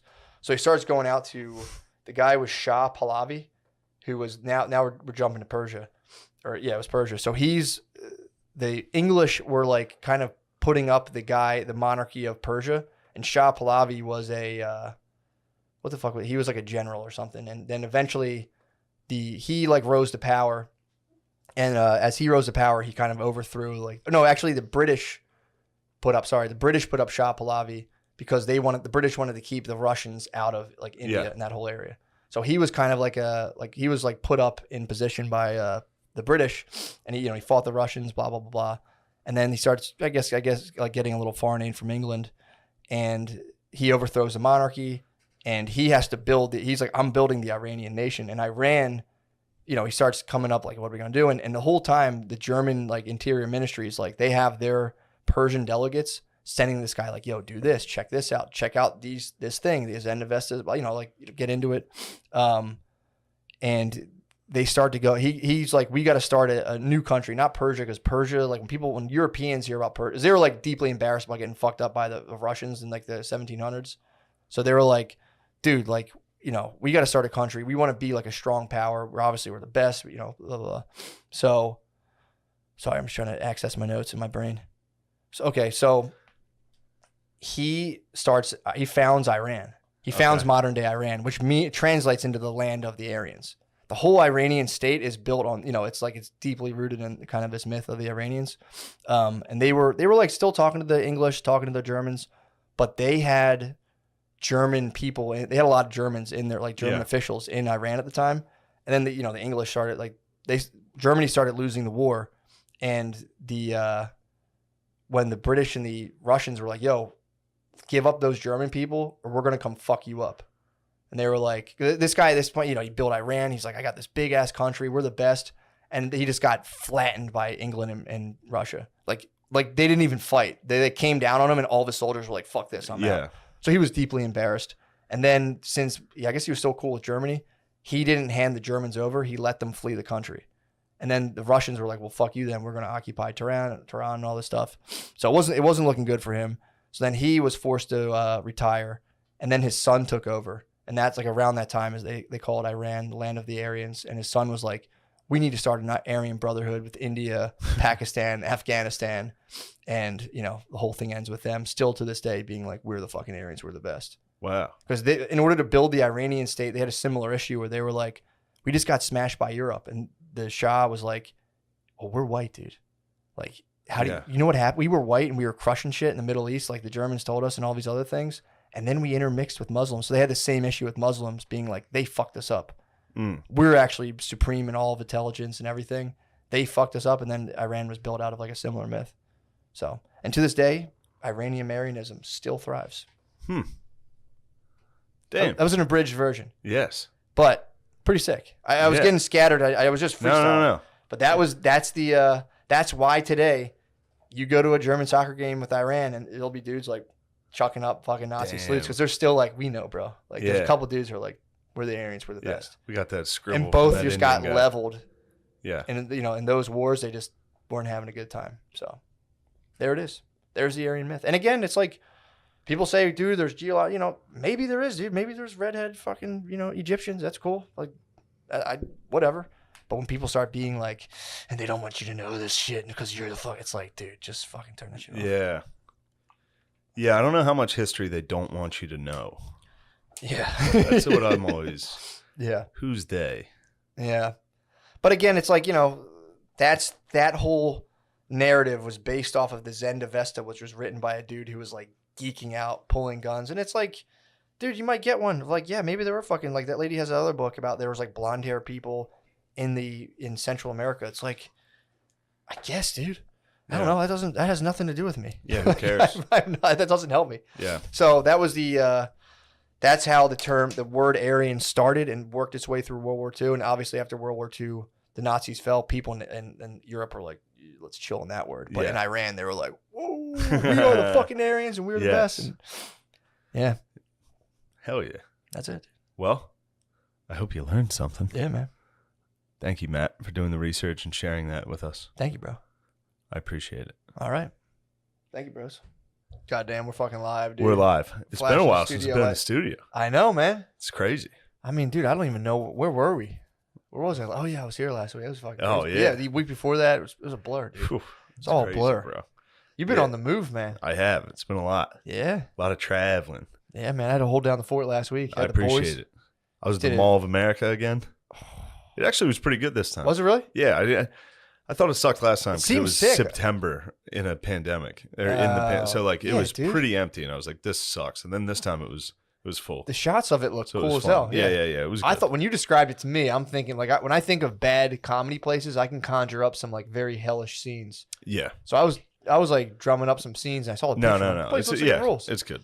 No, yeah, you're in the pandemic. I made a mistake. I was like genuinely. Went back to the TGI Fridays though. The TGI Fridays? The Mall of America TGI Fridays. You held it down? Held it down. This time, I had to defend my honor. Did I you? played Dragula 12. You played it this I had time. to. I was like, I have to do it. I have to redeem myself. Dragula. For your I tall stole tale. Dragula, Valor. I said it to you on the phone once, and I just broke my heart that I fibbed. It happens, I didn't dude. play Dragula the first time. Someone else did. Yeah, but dude, would he have This represented? time, Would he have he represented. The clique was strong that night. There was like 5 of us spread out. That was during the middle of the pandemic, right? September 20th. When you would tell me about doing those shows at first, I'd be like, "That's crazy." I was imagining everyone just like masked up and like just like 4 people in a room. It wasn't that bad. Yeah. Most of the places were fine, but Dragula, when it was like me and 5 dudes spread out in a TGI Fridays on like a Thursday in Minnesota, Just traveling. everybody at their own dude. table, just getting beers this tall, getting fucking trashed. Someone's playing Dragula. So I played it, I'd say 4 straight times. You played it 4 straight times? I played it maybe 5 straight. Were you going up and doing it, or were you hitting from? No, your phone? I was in the distance. I was sniping. You're sniping from your phone. And then finally a guy, one of the, like the 4th, no one noticed. I was like, no one notices. So then what finally, was the scene? How many people were there? a lot. Oh, it was packed. TGI Fridays is where all the industry, all the service industry goes to hang out afterwards. Really? So all the fine ass bitches are in there. Damn, all the waitresses. All the servant girls. people of color waitresses were in there. Really? Fine ass people of color. Damn. Dude. Yes, and they were That's you know, respectful it was as hell, party you time. say. Yeah, of course, all these fucking people of color. And doesn't that sound worse? It's way than saying worse. black people. There's so many fucking colored people in there. There's so many people of colored skin. It's like, dude, what? Yeah, I like to describe people on their skin immediately. But the first couple waves of Dragula, no one noticed. The waves, but I overdid it on the touch. I played it too many times in a row. Yeah, you got greedy. So finally, this guy was sitting with his girlfriend. He was like from us to the Stoners, and I saw him perk his head up when Dragula came on again, and I was like, "Yo, you like Dragula?" And he was like, "Is that you playing this?" And I was like, "No." Who was this dude? Just a random guy on a date. He was like, and then he was like, "I had a long day at work. I don't like it that much." Damn. He heard it like 6 times. That were the And then I original was stuck. 5? Were the I was original stuck. 5 there? Was it The just men you? probably. Were you the only surviving member of the No, original they were 5? probably there. I just couldn't see. They blended in. Also, it was Eid Mubarak, my friend, and Minnesota is packed with Somalis. So TGI Fridays was bumping with Somalis, Yes, dude. Muslims, people of color, Muslim people of color. It was a melting pot, dude. It was a melting pot, and Dragula was bringing us together. Yes. And And then little some did I know. dickhead on a And date some white fuck was like, "Who's playing Dragula?" trying to control everything. Trying to Fucking control loser, of everyone's course. vibing to Dragula. Dude. Everybody was How many vibing. viral videos of probably dudes on like dancing to Dragula? Like, dude, this Just is hot young women of color dancing, dig through the ditches and burn. It was a fucking vibe. It was so vibey. Dude, the vibe was so And good. then Some white fucking asshole. and then some dude. white fucking devil was like, "Who's playing that?" And I was like, "Do you like it?" And he was like, "Is that you?" And I was like, "No." He was like, "It's definitely you." I was like, "Well, it's not." What was his date And saying? then She probably wanted to fuck you. Well, she was covering her head. yeah, it was a scene.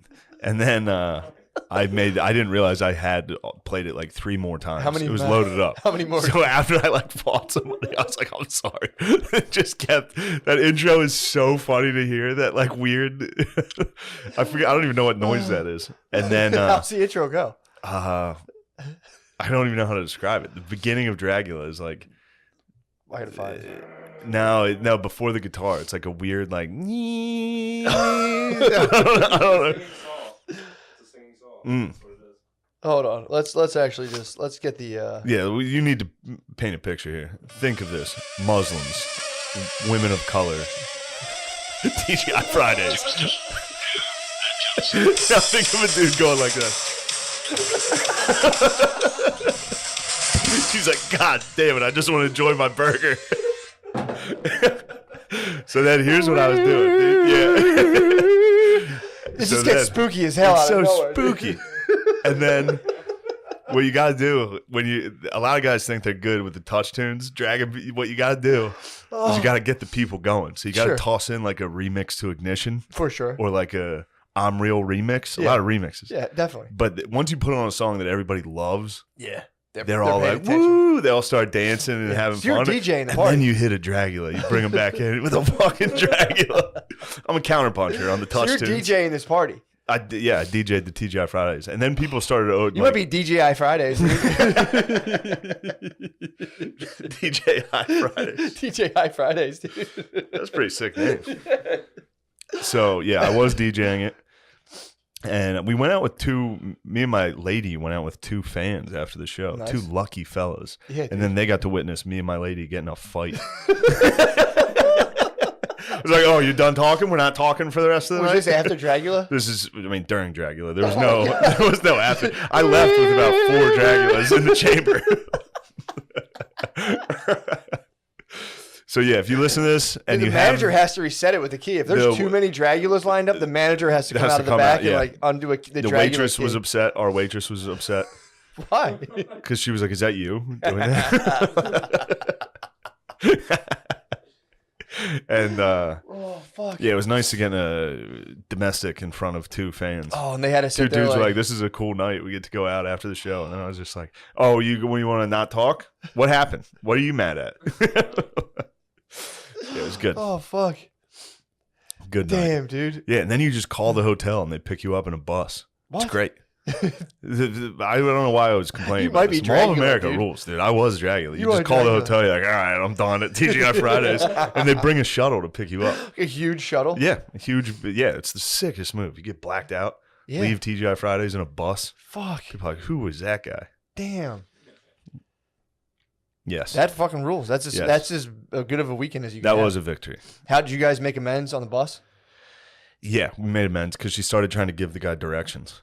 And I was like, "Oh boy, ain't that a woman?" It was a person of color bus driver. He was a male person of color. I don't want to assume, but I think he had a fucking dick and nuts. I'd hate to assume he had a cock, but I think he did. Sure. Yeah, me and him had a good laugh. Really? Yeah, I broke down. She came around. Icy queen. She was trying to silent treatment. She was like, "Don't you go this way?" And I was just like, the guy drives a fucking bus. He only goes from This here is to the there. only place he goes. Yeah. You don't think he knows? Oh. It was great. Brittany used to do that to me. I'll be like driving to my parents' house, and she'd never been there before. Like, I think we're going the wrong way. And I'm like, dude, you grew up like 6-hour flight. It's like a 6-hour drive. You're going to tell me how to get to my parents' house from the place I've been living for 15 years? It's not a Then male. I make one wrong turn, and I'm like, fuck! Yeah, fucking the GPS. Yeah, I'm big onto Google Maps. Google Maps destroys bays and dads. Oh. Dads hate the Google Maps. Kills them, dude. My dad gives me directions every day. Their directions are even worse than MapQuest. Remember you had to print out the MapQuest and be like, do we turn? Does the road, you'd have to like mentally gauge 0.8 miles. And you're like, I don't know, dude. I think we passed it. Dad directions are, it's just like gas stations that aren't there anymore. You're like, dude. No, there's a Shell or there's a Sitco. It's down there, and you make the left over there. What you're gonna want to do is take a right down there. Yeah. Yeah. They as soon as you're like, I'll just pull up my phone. No. Like, listen. Here, I'm gonna tell you how to get there. It's like, just give me the address. I don't know the address. It's like, fuck. Yeah. It was that must have been crazy navigating with maps. I thought about that because I go to a wedding this weekend.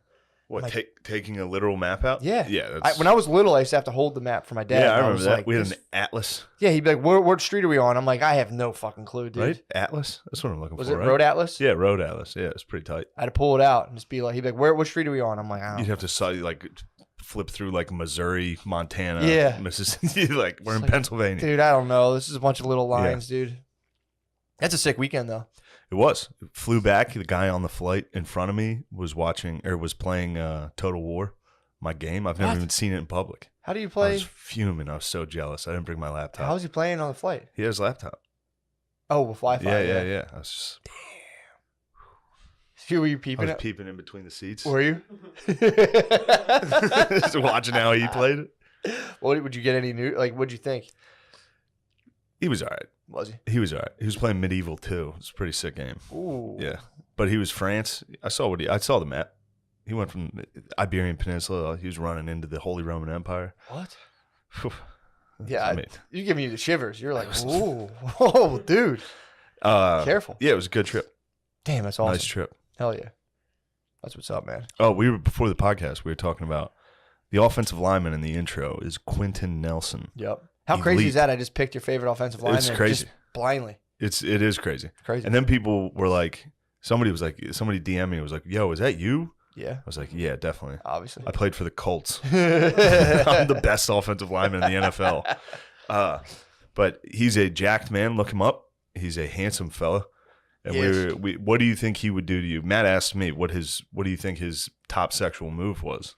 Well, he's like a he's the ultimate bear. He is. He's a bear. I mean, he's a grizzly. He's like a dude who's so big he's hot by default. Yeah. It's like he could have any face. And he's not like bodybuilder retarded jacked where they look bear. insane. He's bear jacked. Yes.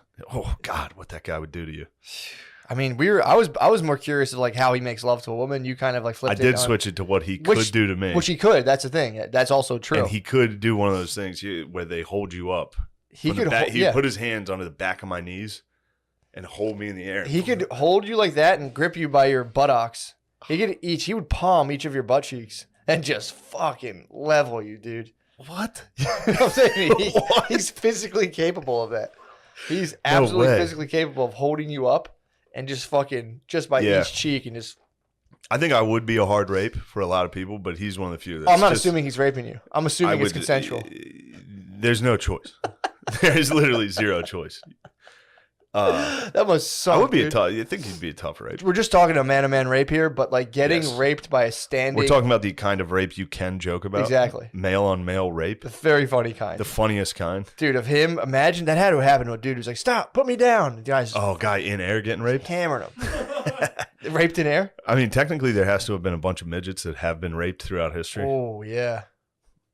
You think you would do like an air doggy or just like the... Air doggy. Air doggy's tough, dude. Because they're not going to bend in half. If you hold a midget like that, they're not going to fold. The percent of gravity is perfect. They just lay perfectly like a 90-degree angle. you just air doggy them, dude. All right, we'll change topics. My bad. I just think it's funny to imagine what Q would do to us. Quentin Nelson, dude. He could fuck us both. Sick nickname these days. He would hold me. He would hold me with one arm. And he would just take you out, and I would have to the whole time watch, knowing he could bear hug both of us. He'd be like Goro. You think he could stack us? Yes. He'd be stack bottom? He could stack us and hold us. Oh, my God. Dude. I would get into it. I would 69 you. I'd be underneath. I'd be watching. You start fucking with me? I'd watch the penetration. Just trying to catch any drops I could get. True. I'd probably lick his sweat and stuff. Quentin Nelson. We'd both be front row at the next game. Be like, dude, go Colts. Let's go.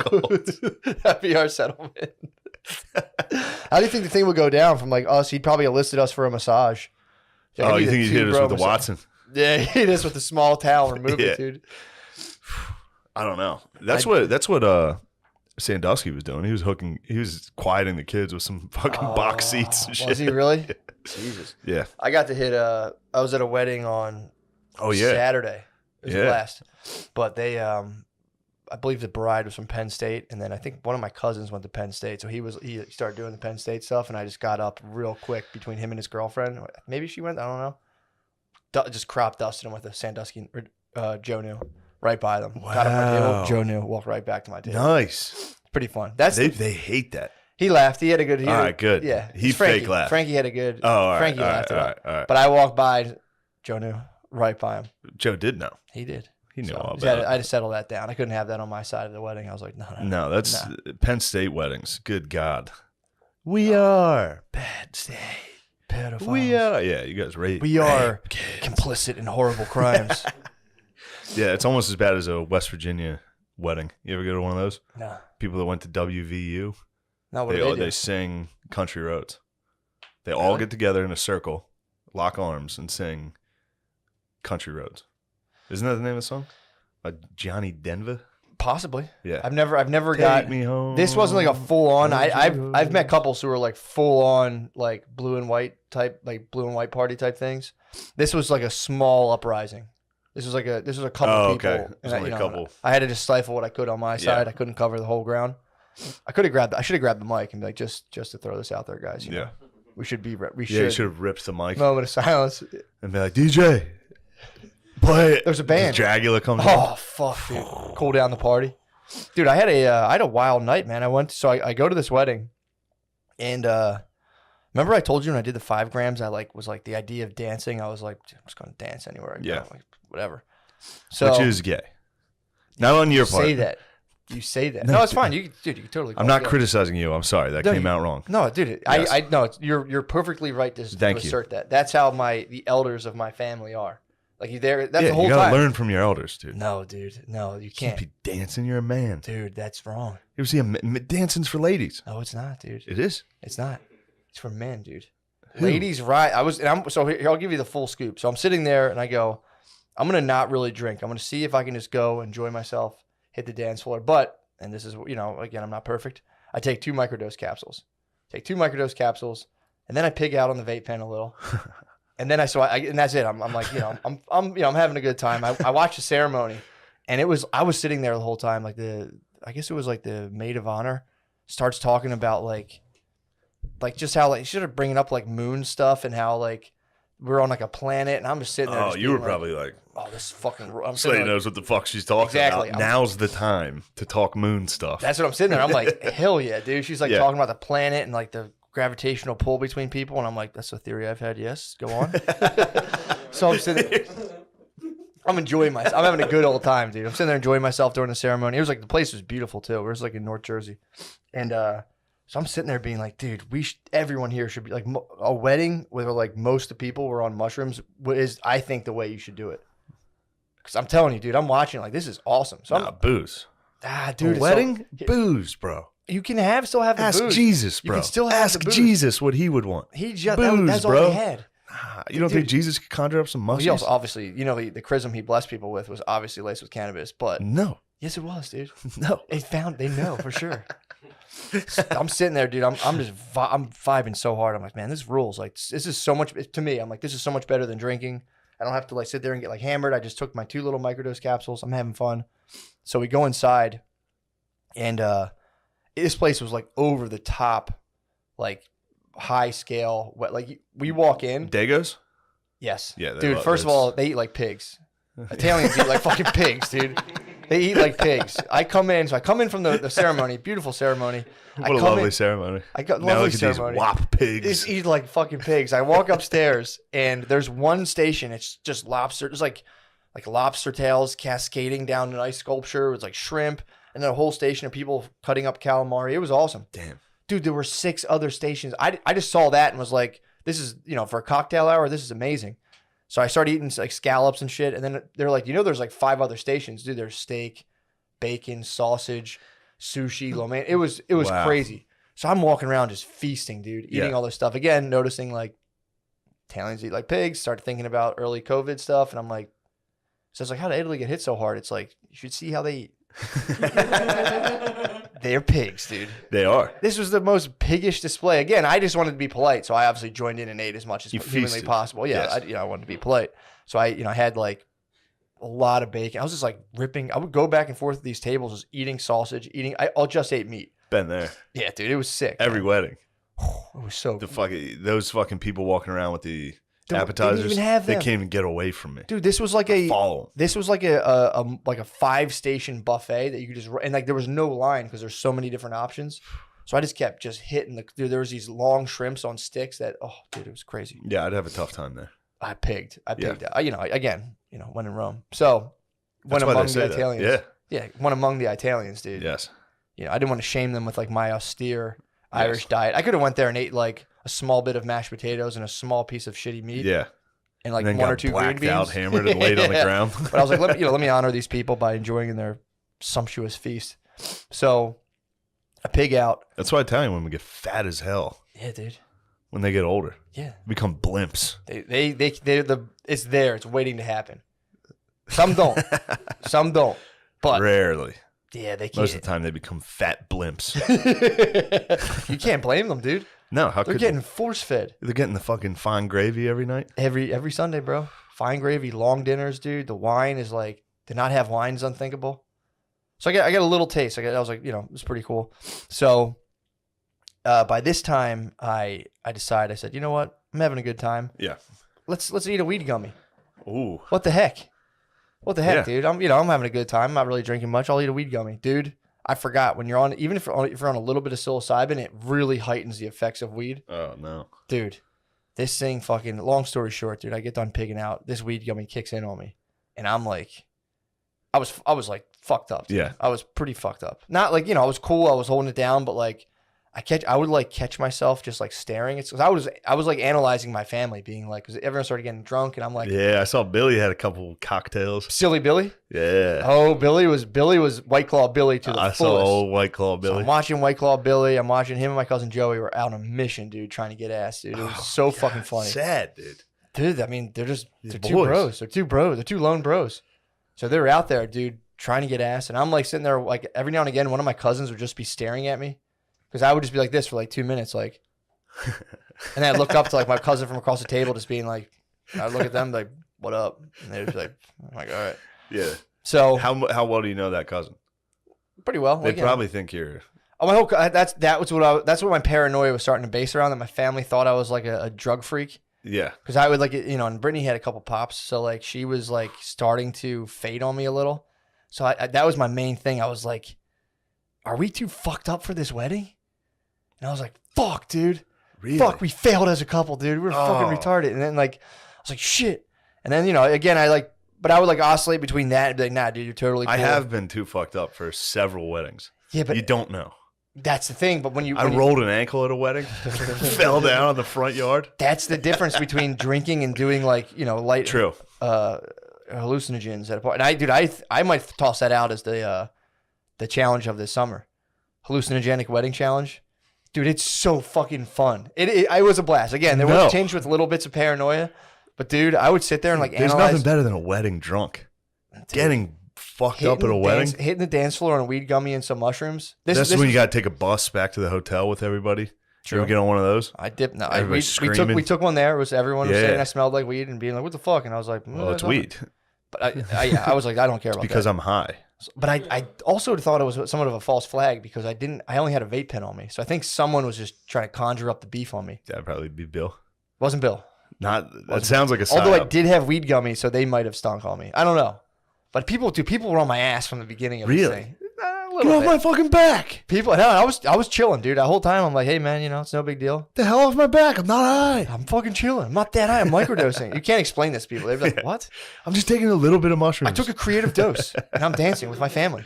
So yeah, you hit the dance floor. Dude, so I'm sitting there, I'm with Bay, and I'm like, fuck man, we're falling apart. We gotta turn this thing around. We gotta turn around and say, Bay, dance floor, let's go.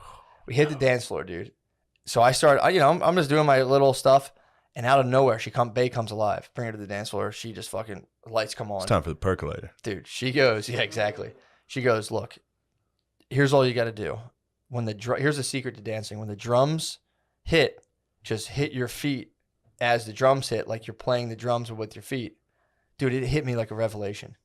I was like, what the fuck? And I'm like, I remember just telling her, I'm like, did you just give me the black secret? And I was like, I fully understood what rhythm was. Color secret. Sorry, excuse me. POC secret. The BIPOC. The PO secret, dude. The BIPOC secret. And I was like, it was so funny to me because for the longest time would just be like, just like, da da da da da da. And I'm like, oh, that's all you got to do. Just match your feet to. I'm like, that's what rhythm. Dude, the whole thing was like a revelation. I'm like, that's what rhythm is. You're just moving in sync to the music, but specifically with the drums. I was like, you should come out to Hot for Teacher. See how that works.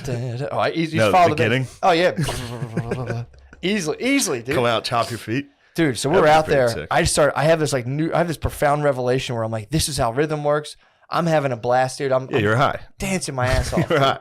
I was on a creative dose. I could see music. I was on a creative dose, dude. I was on a creative dose. I'm a fucking. You're high off your ass, dancing like a damn idiot. Having so much fucking fun, dude. I was having a blast. Yeah, that is fun. And then oh, it was so fun. And then it all gets crowded, and then so I had to take a break. I got I was having so much fun that I almost was like, dude, take a breather. So I went to the bathroom, gave myself a little mirror talk, and then the whole thing flipped back around where I'm like, you're good to go. And just went out there. She went and sat down. She's like, go out and dance. Like Billy was out there dancing with my mom strictly because he was trying to let girls see him and get ass. Oh God. Silly Billy was in full effect. Oh, that's so sad. I didn't. He sent me the video of him and his mom dancing. He knew what he was doing.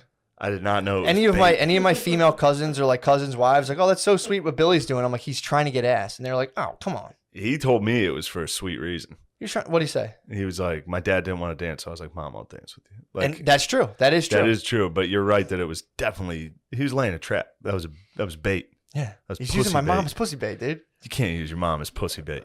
I mean, dude, you can. I mean, again, it's a wedding. These guys, him and Joey are hard stags. Joey at one point took off his belt and started doing limbo on the dance floor. These guys were getting after it, dude, trying to get ass so any means necessary. Yeah. Well, so I'm sitting there with Britt, and she's like, "Look, I'm gonna chill out. Like, just go back out there and go have fun with like Billy and your family." And I was like, "I'm not gonna go out there by myself." And then I was like, "Yeah, I probably should, dude." I just danced by myself the entire night. It was so fun. It was so fun. Your cousins definitely think you are like. I had so much fun. Special needs. Whatever, dude. Like, I think Matt's getting. Dude, I just rose up against in trouble. The elders of the family, dude. At your table. The elders of the family. You went out and danced by yourself. dude, with my newfound moves, dude. Fucking you got some good moves, though. I'll give you that. Dude, you thought I did. And I thought I always thought I kind of stunk. But, dude, now that I'm equipped with my next challenge, I got to go to a BIPOC wedding.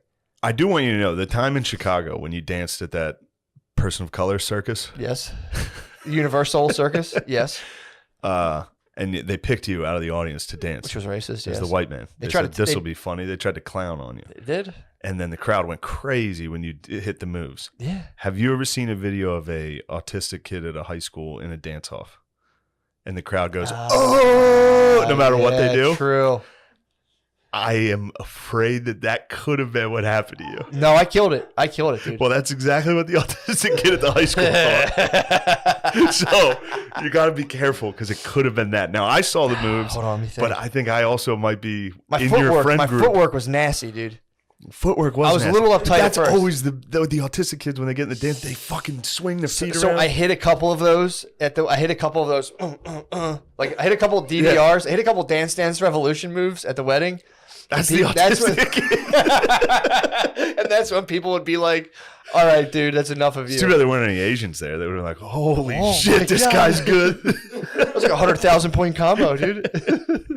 Dude, I do want you to know, I should have picked up on it before. Man, that's true. Like the autistic kid in the dance circle at the black school, the person of color school, he has a couple white boys that he's friends with that are also nerds. Yeah. So when the crowd goes nuts, they're like, this guy's killing it. This guy's killing it. They don't know. This is the fundamental. Universe Soul Circus might have. No, I killed it. I'm telling you, because when I wasn't killing it, I know you still have laughing. the footage. I'm gonna have to review it. Please do. And we might need to put it in the intro if it's not too bad. Oh, please, yeah, no, if it's not too bad, 100%. I would hate to put that on you. I'm 100%. sorry, I just did that. No, please put that out there. I'm actually that's some of my early dance, part of like my dance portfolio. And could you make it in the intro a montage of autistic kids dancing in dance circles? Please. No, that would be sick, dude. Here's the fundamental. I do think there is a difference. It's just a theory I have. Here's the thing. Here's the fundamental mind switch. It doesn't matter. Of course it doesn't. Dude, exactly. It does not matter. When I was there, it was like all of the grumpiness and weirdness I would do, and I would sit there and be like, why does she want to make me dance? I don't want to dance. Yeah. I'm like, I'm just going to get out there and not even for myself, just add to the vibe of the party. And I did. Yeah, that's big time. Might have freaked out. My family might be like, what the fuck? I start out as a grumpus. I don't get like pouty. I'm just like, I'm not fucking dancing. And it's not a big deal. Go dance. Yeah. I'm going to get hammered. And then I get hammered and I'm like, oh, what am I doing? I should get out there. That's the standard move. Yeah. Which again, that rules too. Coming in, dude, I'm telling you. Once I hear shout, I'm sitting there. I'm like, I got to get out there. Mine's Montel Jordan. This is how we do it. That fucking rip. I fly out of my seat. That's like that's a good bait song for Dragula. Next time you get the touch tunes, toss that on. Yeah. Everybody will start dancing, then fucking. Fuck, something's happening. I don't know what it is. Yeah. Dude. That's tight, though. Rest of the night was very fun. Dancing with Silly Billy. Watching Billy out there having fun. Love seeing Billy have fun. Me up. Brother Kevin got out there. Really? Classic Stiff McGriff, dude. Got out there. He is a Stiff McGriff. Tin Man, dude. He was Tin Man. He was moving, dude. I'm telling you, I was vibing so hard, it was rubbing off on the whole floor. That makes sense. At one point, the funniest part was they started. I hate when my family does this. They started doing like a circle thing. Oh yeah, every family does it. Pigged out right in the middle to an apps. Like someone obviously the bride came in. Everyone's like yeah, and the couple like yeah. I busted some moves. I bombed in the circle, and then this was like got out and was like not a big deal, dude. Oh, not a big deal. Bet, were the brothers excited to tell you bombed? Did anybody tell you? No. I just kept it pushing. Well, that's a good sign, dude. I'm telling you, if you're self-aware of bombs dancing. And I was like, back out. Let's get back out there, dude. Yeah, take an out. I'm equipped with the rhythm, dude. My 2-step's unstoppable right now. Here's my challenge for myself. Don't The BIPOC don't do wedding. any dance challenge. No, I am. The BIPOC wedding. I am. The BIPOC wedding I'm going to, I believe in July. No microdoses. I'm going to try to do it stone sober and go out there and just dance my ass off. I promise that's impossible. That's what I think. Dude, it's been keeping me up at But night. impossible is nothing, dude. You could sober dance at a BIPOC wedding. I'll be like probably the only white dude. Definitely. I'm going to go out there, dude, and just stone sober. Definitely the only white dude dancing by himself. True. If you go, Well, dude, Brittany, what if there's a circle? I'll join into it, dude. I'll do what I got to Get do. into the circle. Perhaps more of a train, but maybe a circle too. Might be more of a 2-line structure. I don't know if the circle's gonna happen. True. There's not much of a circle there because everybody like the circles usually it's kind of like a, let's say, a whiter defense mechanism to be like, oh, you suck out and you're like, no, I'm participating, but then you're just like, you go do it, and then you kind of watch. Dude, you go to a black wedding, it's the opposite. You're fucking gay if you don't dance. People are like, they'll come up and be like, you okay? Yeah. But there are. It's funny because there are black people who aren't good at dancing, and they kind of like They lean back. they just lean back, or they'll sit. I mean, yeah, if they could just sit there, and just Lean act back. like they had that thing on them. Like, I would dance, but I got a fucking gun. Yeah, I can't. I brought a gun to this party. Drop this and have a discharge and kill someone here. But it is funny seeing the black dudes who like kind of stink at it, and they will kind of like stand off, and there's the whole, it's a big deal. But yeah, dude, that's my personal. And again, I could, if you just take a microdose or two, like a little like 0.2, 0.3 dose, and go dance or go just to a wedding, it's fun, dude. Dude, I can't. It's so fun. I cannot. Because I can on mushrooms. Mushrooms would be fun. It's a mental shift, dude. When you take yourself out of the equation, you're just like, I'm just a being serving the fucking this function of this party, and like my personal outcomes irrelevant. Such a mindset change, dude. I had so much fun. We left early, though. I believe you. We got out. What We the got hell? out early. Well, Bay was tired, and they didn't know. It wasn't Send over. her to bed. It wasn't over till 12:30. Blackout. She offered. She was like, "I'll go," and I said, "Bay." That's a trap. Yeah. I'm not going to fight you tomorrow because of this. I said, "Let's go." Or No, in no, an no, hour no, no. when you text and say, when are you coming home? Yeah. No, I was, I'd had enough. I also, this was the other thing too, dude. This was the possibly the weirdest part of the whole thing. So I'm sitting there, I'm at the table between little like, bouts on the floor. Did Spud go? No, he wasn't there. Dude, I'd like to see him dancing. he tears it up. Spud hits the floor. Spud doesn't stop, dude. He goes hard as fuck. Really? Yeah. Oh, man. Spud hits the floor like just like a little kid and just hits it hard as fuck. Why'd you say that? It's just pure joy. Oh, okay. I remember seeing him one time at a wedding, and it's just absolute pure joy. He has a good time. I can imagine him at the McCusker things dancing on a table like the Hobbits. And everyone's standing around with like mead. And he's up there.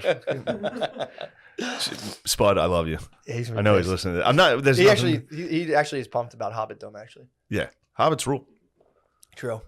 The Sorry, Spud. I feel bad. I don't want they to. don't feel bad.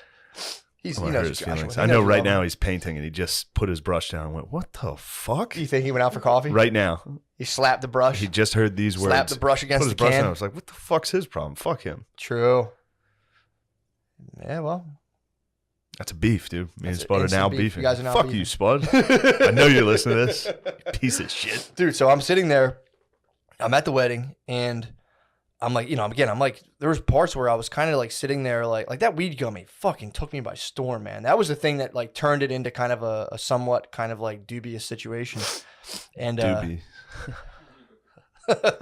so I'm sitting there, and like, dude, out of the corner of my eye, I see this dude, and I could have sworn he was looking at me like, what the He's fuck giving is you. this? He's me mugging you. No, here's the thing. So I'm sitting there, and I look back, and I'm like, the guy's just like staring at nothing, and I go, holy shit, dude. Like, does my mind lightly hallucinate judgment all the time? Like, I'm like, what the fuck's that guy? And I'm like, I'll like see, this was like a weird thing I kind of experienced while I was there. I was like, I think I mildly hallucinate in my waking hours, like judgmental looks and stuff that just don't exist. My mind just projects them out onto people. And then I just sat there being like, In your waking I gotta hit the hours? floor. Yeah, like apparently, and I've read about this before, but like people will like minorly hallucinate little things that like just didn't happen at all. Like you'll read like a sign, you could have sworn it said something else, and you look at it again, you're like, well, my mind just literally projected something on there. So I was like, I think I do that a lot. Well, I think that's probably, if I had to guess, just a hunt. Like that's how your mind works. Yeah, like exactly. You're interpreting every single person's face towards you. Exactly. So it probably gets them wrong. And then sometimes when you're nuts, it's just totally wrong all the time. Yeah, but like what are you looking you know how you fill in, like, like when you look at that thing where it's like is it a candle or is it two faces, that kind of thing? And really it's neither. It's just this blob that you kind of assign. It's shit. Yeah, it's just a bunch of bullshit. Yeah. So I think like that's what they kind of talk about. I caught it out of the corner of my eye, and my mind was like put in the picture of a guy being like, and I looked, and they just wasn't even looking at me, and I was like, how often do I hallucinate judgment in my waking hours? Oh man, I gotta hit the floor. I bet he was looking at you. He was definitely looking at you like, damn, this guy's high as fuck. He saw you like. I do this when I get too high. I'm like, start rubbing my chest. I'm like, I had to go home. I was down in Tampa way. You Tampa? I ate a weed edible somebody gave me. Yeah, dude. I was crushing beers, crushing the brewskis, chilling, having a good time. A dude was a EMT or a surgeon, I think, and he was telling me about just horrific stories. Just horrific, like terrible injuries and surgeries and shit. And then the weed edibles hit, and I was just like, I started doing this. I was like, as soon as I realized I was doing this, like while talking, like a guy was talking to me, and I was like, I was like, oh, I have to go home. I was like, I got to go home right now. Put yourself to bed. Yeah, and a bunch of the people were like, no, stay. And then the manager came out and was like, no, he should leave. He's got a show tomorrow. He's got to leave right now. I was like, thank you. How strong was it? I don't know. I think I could have sworn she said 10 milligrams. Dude. Which is nothing. That's my beef. So I got these things I got out and I was out in Chicago. But it was enough that I was just like, I have to leave. Dude. So I got these things from Chicago. When I was out for my sister-in-law's graduation party. It's illegal out there. So I went and got a bunch of weed gummies, flew back with them. You can't stop me. And dude, they say they're fucking 10 milligrams. I'll like eat half of them. And again, being on a microdose ramps them up. But even the one day I ate one when I was in Chicago for the graduation party, dude, I was stuck. And I was like, these have to have more. Yeah. Stop me right in my tracks, dude. Yeah. I was like sauteing. True. I got these edibles out of like a lady's truck in Tampa. Dude. They tried to give me a joint, and I was like, nah, I'm not going to smoke. And she was like, I have some edibles. And I was like, yeah, I'll have one. I just got it out of like a lady's glove compartment. Well, here's the thing. It was probably like 150. I was just like, this package says 100, but I always thought it's 100 total. So it's like, they're definitely not 100, but they're supposed to be 10 a piece. Yeah. Dude, these things were like fucking knocking my socks off. And then that's when I had the half of one at a wedding. I was like, oh, you had half. Dude. Still rocked you? Pluto, bro. I was just sitting there like, what the... But what happens too is when you mix them, because it's like a jelly mixture. Yeah.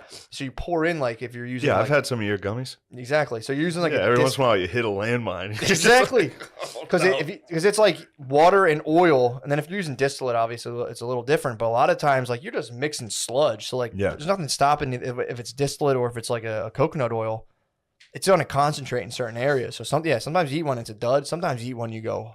This is like 4 in 1. Yeah, this is a major problem. This is a fucking major one. So dude, you remember how Mackie used to crush those things? Crush them, man. That's fucking weird. Well, here's the thing. A lot of times, some people... R.I.P. Mackie. R.I.P. Mackie. Former friend. Remember how... man, I miss my dogs, dude. Man, dude. What's he been up to? I don't know. What? I don't talk to him. Why? Because he abandoned me. Hit him up, dude. He left me. There's no time for that. Hit him up. I hit him up. He doesn't answer sometimes. Really? What the fuck, Mackie? Dude. We used to be dogs, dude. What the hell I'm are you beefing doing? with Maxter. Yeah. I'm beefing with Spud. A tough beef. Obviously, right you guys are beefing right now. Look, I fired first, but I'm going to keep the fucking foot on the pedal, Keep dude. a strong defense, dude. That was another thing I started laughing at recently is when I go for walks, how much I'll pretend to argue with people in my head constantly. Oh, yeah. It's a fucking problem. It is. I'll like walk by a person, think what they might be thinking about, like in terms of like, especially with the mask shit. I'll walk by a person, see them like, if I think they're thinking a thing about me, I'll walk for a block and a half and be like, and then if they were to turn around and say this, I'd be like, yeah, dude, well, fuck you then. I'm like, it got physical. I'm like, I'll catch myself being like, dude, you're out on a relaxing walk. Why are you fighting with people? Yeah, that's how it always ends. Psychopath. Soder had a funny joke about how he gets in shower fights. Like every time he's in the shower, he like battles one of his friends. And then he's like, this is how low self-esteem I have. I lose. He gets in shower arguments. He's like, you know what? You have a good point. I'm going to work on that. Yeah, man. That's a tough one. That's been something I've been paying attention to a lot. Like how when I see a person, like whenever you see a stranger especially, it's just like you have this like mental, not explosion, but like it just sets off a physical, if it's a girl, sets off a certain physical reaction. Your penis And your fucking, even your heartbeat. And then you, really? Yeah, if you see a hot chick, your heart speeds up. Pumping heart shit starts to your speeding dick. up. Yeah, And it it's speeds like, up. get her. Go. Get some pussy. You see a certain type, if I see a dude who's like taller than me and well put together, I'm like, what a dick. Instantly, you're like, what's his fucking problem? What's he doing? And how Trying to all show day- me up in front of the pussy? What the fuck's his problem, dude? There's pussy here. It's Tuesday afternoon. Everyone should be wearing basketball What are you, shorts. 6'5"? Yeah, what the fuck? That is true though about everyone should be wearing basketball. Yeah, shorts. man. Come on, man. What the fuck do you think I got going Yeah. on? But it's like, dude, I'm like Disgusts me when men stop dressing up. outfits, bro. Outfits? Dude. But this is how my brain works. Can you imagine an outfit? I mean, dude, unless it matches. If it perfectly, Noah looks good. Dude. Noah, you look like a damn fool. Noah, let the people be the judge. I'm saying. Oh, we're cutting to the Trump flag camera. No, I'm saying go right there. Oh, going right. There's a Trump flag over there. You can't see it. My You're not brother put allowed it to up. see it. My brother put it up. It's his house. It's not funny. We and Shane wanted a gay flag. Dude, you don't want to do this. You don't want to do this to yourself. Crouch down. Take a nice front and squat in center, front of dude. it. Show them your bolo. Squat like the native. This is the type of foolishness we have. Dude, so Noah actually told me an interesting story, dude. I'm excited for people to see that. He went to a party. Noah dressed like that to a party. You went to a damn His party mom like that? scolded him. Oh, good. Your mom was like, Tell why us are you the- dressed tell like a us the story. damn Tell us- asshole? I went to my grandma's birthday party, And the bolo. To Bolo, dude. That's out of respect. and I got That's actually hammered. pretty tight. I was drinking gin and tonics. So, and also you wore a Hawaiian shirt with a bolo tie. Yeah. Well, no, it wasn't a Hawaiian. It was like a like Like that. Hawaiian type. style. Yeah. What stripe? Pale blue, red and like lime green stripes, vertical stripes. And Your mom must have just been devastated. my mom. She Oh, my must mom. have just been like, My mom didn't go, What? but I walked out and saw her before I left, and she said, you're like a slut leaving the house. She's like, where are you going wearing that? she said, if you went out with me, you wouldn't be dressed like that. And I said, I think I look sharp. And she said, you don't look sharp at all. And I went, Well, that's actually a good response for you. No. I like that. Yeah, it is. And I think I look sharp. his I dad do think- I goes- think his I look dad's sharp. like, you look fucking Your good. dad thought you yeah, looked sharp? I walked to the truck. Is your dad a dad's all- fucking idiot also? My dad went, I like what you got going on right there. Pretty sick bolo tie, son. Dude, Bolo with a short sleeve dress You might shirt. end up getting your dick sucked at your grandma's party. I'm fully on board with the Bolo, dude. I do think it looks cool. I take back my criticism. I apologize. Thank you. I think it looks tight. That's think what it I'm does. talking about, dude. When dude should have to get pussy off shit like that. You got you got twin horses on the top of Bro, hand painted. that? Hand painted twin Oh. horses on the top. Damn, dude. Damn. I might get one of those LED belts that like says something like I'm the best or something. Did you ever see those? Just sag real hard. Sorry, I was LED. just trying to figure out how to make FUBU for retards by retards about the bolo tie, but I couldn't. Some retard hand painted two horses. Oh, fuck. Another retard picked it up and was like, "That's pretty sharp." You shouldn't say that word, and we're going to retire it soon. True. This is our last couple months saying it, all right? We're sorry. We're growing. Once Biden dies in office and Kamala takes over. That'll probably be next episode. Dude. Yeah, probably. He's What's the coming. boy up to? I'll tell you what he's doing. He's giving out $300 for every child under 6 years old to every parent. Wait, Under 150, no strings? under 150K a month? Yes. He's just, here you go. The whole government, yes. $300 a month for every child. So he's starting somewhat of a UBI Kind of, except it's based on cheering. just for it's rewarding having children and making less money.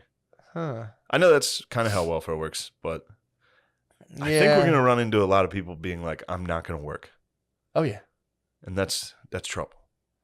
I know Yeah. these sound like conservative values, but it also could be reality. What if the society was underpinned by like a lot of people not trying to be productive at all? Yeah, and then everybody's talking about like inflation, and Yeah. it seems like kind of the worst thing to do if we're facing inflation is just keep printing money and sending it to Yeah. I mean, everybody. yeah, I'll be curious to see what Like, happens. it's time for. Now, this isn't exactly what I'm saying. Sure. It's a touchy subject. I don't want to offend any people of color. You think it's just people of color? No, not just. You think he's certainly not? he's But yeah. I think they're gonna try to be like, all right, it's time for equality. Let's go ahead and just give everybody money. Yeah. It's like, Well, dude, I was in the I know I shouldn't try to. I know what you're saying. I don't know what I'm saying. no, he's I'm so dumb, dude. I'm he's so sorry, playing to his everybody. base. I know what you're saying. He's playing to his base, Yeah. and he's gonna start trying to do some like yo, Wouldn't this be cool? let's go. Also, don't worry about Israel. Yeah, dude. Yeah, it's fucking dude. You it's- like Israel? who me? Yeah. I wish they would all just. What, are you anti-Semitic or something? I know, dude. No, dude. Apparently, there's some Jewish people I respect. Catch 20 Jew. But no, dude. I was sitting there with Brittany's mom. We're going to the airport, and she got a robocall that was like from like I don't know, some like Czechoslovakian dude being like, "Oh, you identified as a person of color," and she's like, "Yes." He was like, "What do you think about the vaccine? Do you have access to it?" And she's like, "Yeah, you know, blah, blah, blah." He's like, "Do you think that schools should require children to all get vaccinated? And if not, they cannot go to school?" And I'm in the back like, what the fuck is this? And like, do you agree, 1 to 5, do you agree that everybody should get it under 12 years old and that it is very safe and that you should get it every year as opposed to... And I'm sitting there being like, what fucking kind of market research? What kind of... And then he would stop between every like 4... like super creepy dystopian questions, he would stop and be like, "Do you agree that it is people of color are disadvantaged?" And okay, so should children be forced to get the vaccine in order to play the sports? And I'd be sitting there like, dude, this is fucking crazy. I think the narrative they got going right now is like, don't let the man tell you can't get the vaccine. You just yeah. So they're playing to this whole thing of like, be a revolutionary and step up. I might get it. I'm addicted to it, dude. The vax? Hey, I've gotten it. Like, I've been very closeted about it. I've gotten all of them. I'm thinking about getting it. I've gotten all of them. But you know why I haven't gotten it yet? It's because I'm lazy. Yeah, I haven't gotten it because I'm genuinely... I don't take fucking Advil. I don't take Tylenol or Advil. So they're like, here, take this. Yeah. I'm like, I'll wait for it. I also don't want to jump the line, bro. You know, I want to make sure everyone who's more vulnerable than me can get it. So I'm going to wait another 65 years, probably. Yeah. And then I'll, maybe consider it. Yeah, but there's now talking about what I got from that robocall. They're going to try to like do a 2-for-1 flu COVID shot, and they're going to start trying to give it out to people once a year. So that's what I got from the thing. But I think they're also trying to really pump up kids to get it too. That'd be sick if that's how America collapsed. If the vaccine ended up just wiping everyone out in like a year, it's possible. What a catastrophic failure of an empire. Yeah, that would stink, dude. That'd be pretty sick. Just be like Jonestown, except the whole country. Just the vax. Just everyone just laying down dead, and then just patriots emerge. Patriots and black dudes emerge. True, dude. Well, that's the other thing too. A lot of the stuff I read is like they talk about like they call it vaccine hesitation. Well, apparently too. I think they also now they include anti-vaxxer as people who are against mandated vaccines. If that makes sense. So like, well, that's an anti-vaxxer. And it's like. I got shots. When people are like, "Hey, here's a new one. Take it now." I'm like, yeah, hold on. Hold up. I just believe in science. I'm like, let's let the scientific process on play in its fullest. I want to do more of a meta-analysis on everyone who gets it first. But I'm, again, I just fucking love science, dude. I love science too. YouTube, don't deplatform us. True. We love science, dude. I'm getting it. I'm gonna get it. All right, just give me a minute. Jesus. Will they shoot it in my thigh, or does it have to be the arm? Because my veins are already, dude. They're fucking. What's that word when someone's veiny? Vascular. Vascular. Yeah, look at that. Come on, dude. Damn. That's all I cared about when I was in 5th grade. All I cared about were pubes. I needed pubes. Veins I saw older kids who had fucking veins. I didn't have veins. Like I got one on my hand, and I was like, "Yeah, dude." That's what I'm saying. I remember just being like, I went home and opened chips. I was like, I remember when this came. This came in, and I was like, a big one. Woo! Fuck yeah, one. Dude. I would just chill my pubes and my fucking veins and just be like, what the fuck is up, who's gonna stop me? Can't come yet, but that's coming. And Fauci came. You're like, motherfucker, dude. How dare you? We're not taking the vax. We're back, dude. Fuck YouTube. I got too many veins. Yeah, I don't know. Again, I think people should do what they want. I'm right now battling addiction to the vaccine. I bet it's all right to take. Most people are fine. If I had to guess. Most people are fine. Hoss has been sending me some research.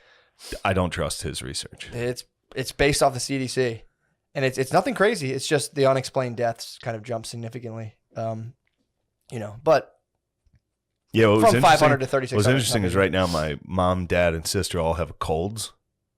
Really? And then I think my dad did like a doctor over the phone thing. Yeah. And the doctor was like, "No, you guys just have colds. You're fine." I was like, dude, 3 months ago they would have been like, "You have COVID, definitely. Dude. Get out of the house." Yeah. Yeah, man. I think we're coming out of it, but they want to hit that 70% mark. So they're going to start vaccinating the children. And once they hit that 70% mark, then it's kind of like, all right, we'll just start selling this shit every year. It'll be like the flu shot. In 2 years, it'll be like, you don't get the flu shot and nobody gives a fuck. Yeah. It'll be like that in a couple of years, man. But for now, the funny part is the masks. Like people don't know what to do. Masks with is themselves. tough. People don't know what to do with themselves. I still feel a little like I should be wearing a mask. Outside, you don't have to. I know. Oh, of course, outside. Within rarely the place. do that. But if I walk in somewhere, I'm like, I have to wear this. I just launched a pretty decent experiment in it. I was at a wedding of about 200 people, dancing my ass off, dude. Yeah. So, stay tuned. See if you get it. I think I'm fine. Yeah, I was just I think I'm fine. around about. True. Every weekend, I'm around 500 people, and then I get on airplanes. But yeah, no, I probably get vaxxed. I go to the playground. For the people. Well, this is what they're saying. No, you got vaxxed, you fucking young hippie. I did. Yeah, I knew you did, you fucking traitor. Guys, what about you, Gardini? Guard dog holding strong, dude. Bro, I wish I didn't know. It fucked me up. Don't get the vaccine, yo. What happened to you? Bro, I got like right after I got it, it like fucked me up for like 2 days. I was so sore and I couldn't eat. I had a headache. It was fucked up. Are you able to reproduce? That's why I got that bolo tie. Bro, probably not. Gardini's taking shots at you. You might have to whoop Actually, Gardini will wail on you. He's a bro. I both- fucked they're both Gardini wrestlers. up, bro. Wow, you guys are both wrestlers? Yeah. You guys should. What are we Oh, doing? we took the mic from Gardini. What the hell are we doing? We're a team. We don't fight. True. You guys True, are road yo, dog and true. the badass. The new age outlaws. Hell yeah. You guys, you would never wrestle for us for our amusement as friends. As friends. Winner gets the bolo tie. Right now, the reigning, defending bolo tie. Oh my God. Please wrestle for the bolo tie. I'll wrestle for the bolo tie. Gardini, the gauntlet's thrown down. I guess I'm forced to wrestle. I don't No, you don't have to wrestle. I would be bummed if somebody bullied me into wrestling. I'm not gonna. Oh man. If this episode ended with them both red-faced and angry at each other, like, fuck you, dude. Just a ripped button down. The bolo tie gets split and the horse goes If flying. the that'd be bolo tie horrible. got split, that'd be catastrophe. it'd be biblical. You'd be personally responsible to fly out to Yes. Chicago and secure 2 new bolo ties, dude. Is that where you got it? Chicago? from Is that what you said? Colorado. Colorado. Excuse me, Colorado. I could have that arranged. For sure. I would feel terrible if the bolo tie got ripped in a tussle. Oh, fuck. In a tussle. That's how all bolo ties end, dude. There's a friendly rootin' tussle. tootin' Yeah, tussle. people are rooting tooting. They get their bolo ripped. And they're just like, fuck you, dude. I wore that to my grandma's. What the fuck? So your grandmom's feeling naked as hell. Be like, damn, I got my bolo on. I feel like I'm underdressed for the occasion. I feel like a fucking idiot. Yo, I got torched by the sun twice in the last Dude, 2 weeks. you got sunburned as hell. I went to Tampa. Tamper way, that'll get you. Tampa way. I went out swimming. Yeah. Swimming. Where you swimming in? I go swimming, dude. I go to the hotel ocean? pools and Oh. I swim by myself. Nice, dude. And a lot of times I walk out and there's already a family out there and I turn around. It's a public pool. I know, but you can't swim with kids in the pool, in a hotel pool. Yeah, I hear it. No, I hear you. Just- I'd rather go dance sober at a BIPOC wedding 100%. than just like And go sit in a slowly pool. dip in a just pool. Sticking out, just looking at kids. Hey guys. Yeah, true. So I went out to the pool, swam a little, didn't get any sun. Yeah. And I was like, I got this, no problem. So the next day I was like, I'm gonna lay out for a minute. Oh, you got. Well, I swam and I was like, I don't want these wet shorts coming up to my room. True. So I laid out to let the sun dry them, and I got devastated by the sun. Damn. Absolutely You still look devastated. tan as fuck right Well, now. this was from I went to the Minnesota Twins Oakland Athletics baseball match and didn't wear a hat. I thought I could go Should have worn a sombrero or sit something, down dude. there. No, that would have been. Like a bucket. I did realize this. Watching baseball with white people, not that fun. Yeah. You go to like a Phillies game or a Yankees game, there's just white people. They just don't shut the fuck up. Yeah. They're a little chatter here. Yeah. They like it. That's part of the game. Yeah. It's for like Jewish dudes and autistic dudes to go sit there and like yell. Hey, Yeah, that's all they yell. Yeah. Hey, then- come on now, another 34. They'll rally back here. At the Twins game, I was sitting next to a bunch of Dominicans. Nice. It ruled. What were they up to? They just would yell, Platino powder at every Dominican player. They would yell, Hell yeah. Platino powder. What's that mean? I think banana power. Hell yeah, dude. Yeah. What? Yeah. Plantain power. And every Dominican player loved it. Hell yeah. They would look up at him and be like, "Yo, hell." Have you ever been to Dominican Republic? I have. Pretty tight. It is tight, but I was at a resort Same. chilling.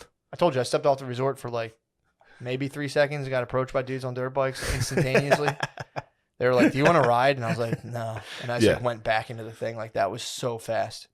Yeah, they're all outside, over if it. you go outside of the resort, Jamaica was the same way. Was it really? There's dudes swinging by every time. Dude, if you go outside, I think like there's so much trash. If you go outside of the resort and like go around the Dominican Republic, it's just like empty 2-liters and Cheeto wrappers, like just fucking piled for like it's the whole road is just fucking like it's crazy. It's punting a power. It's punting a power, dude. Yeah, the guy was yelling it and we were sitting right behind the Twins dugout, so they kept throwing balls to everybody. It was great. That's fucking What a sick. fun time, dude. That's Going to awesome. a ball game rules. Yeah, I haven't been to one. I've never made a full one. I always kind of it's halfway fun. through Yeah, but if you're not boozing, start getting itchy. you gotta drink a couple beers. Or if Yeah. you got high, that'd be That's fun. the thing. I was hammered. Oh, I got stoned. Getting stoned at Yeah. a baseball game and being in You can't nosebleed get hammered. seats rules. Yeah. The problem, I got hammered at the last one I was at. I had to get the fuck out of there. Yeah. But I went to one stoned when I was a youngster and sat in like the highest up seats when the Citizens Bank Park, I think, was first constructed. I remember just being like, "Whoa, Yeah, That's that's cool. fucking- that was pretty It's a tough date for a bay. It seems like a good it's idea. a And then you're in the little- third inning and you've been there for 3 hours. They and like it's the just tailgating. Yeah, they like the God damn it. tailgating. The tailgating's fun. If you do the tailgating and then you go for like 2 innings and leave, great day. Every year I force a woman to go to a Notre Dame game with me. That's awesome. And That's the gauntlet. hate That's it. the gauntlet, they dude. can't survive, especially because I'm definitely blacked out. That was Usually Adderall so and fun. blacked out, just like trying to watch So you're on the a mission. game. You're on a mission, dude. For some reason. Dude, I was Yeah. so fucked up when we did the Notre Dame game. I was so fucked up. I barely remember. I couldn't tell what the fuck was going on. Yeah. But there was an older couple that kept telling me and Brittany we could stay at their house. Like they kept being like, "Yeah, anytime, yeah, come out and stay with us. We got plenty of room." I remember being like, "Are these guys trying to fuck us?" Like, what the fuck? I remember just sitting next to this couple who kept throwing it out there, like, "Come stay with us," and I was like, Brittany, we gotta fucking. It'd be leave, awesome if dude. you would have spazzed on them. We're not gonna fuck you, fuck you you, old dude." fucks. What the fuck? They were like, we got plenty of room if you guys want to chill. Yeah. It was weird, man. My boy O'Leary, dude. Were you there for that? No, I don't think you were there for that one. What? We drove the whole way out. You remember O'Leary? Yeah, I know, Larry. Yeah. We got out there. Just talked to him like a He week gets ago. into the stadium, snuck in a beer, cracks it open before kickoff. He got it kicked out. Oh, It was like a 10-hour drive. damn, dude. Yeah. O'Leary's the man. O'Leary is the man. That beer was worth it, dude. Getting that pass. It was security like a Bud Light lime. Oh, It was like a warm Bud Light lime. fuck. Yeah. Worth it.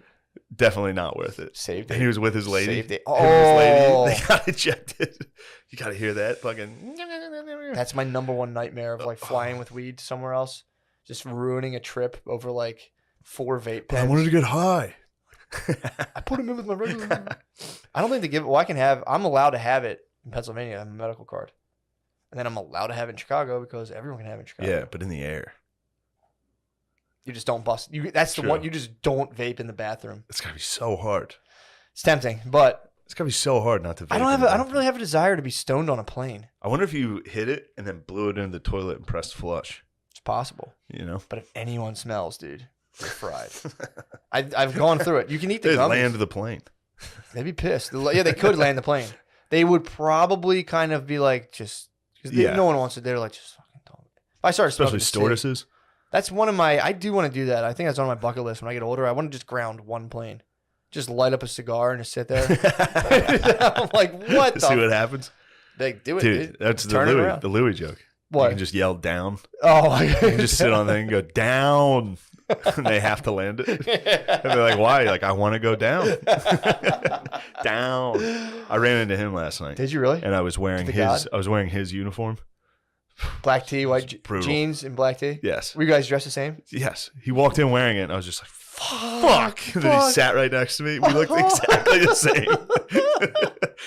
Yeah. Did you tell him you were dressed like him, or you just let it ride? I just let it ride. I was waiting for somebody in the room to be like, Are you guys the same or something? yeah. You're like, what? Yeah, oh, pretty much, yeah. Kind of. What are you guys, like the same You person? or guys something? wouldn't understand what it's like, dude. You were just like coming up a sub. You're like jogging up a subway eating Yeah. pizza, just being like, Oh, I think about it every time. dude, really? I walk to go to the cellar. You walk past That's that exact. You walk past the subway. He jogs up, Mhm. and then the pizza place. Yeah. And every time I'm like, I should get a slice and stand there, Tempt- take a you're bite, tempted, throw dude. it out,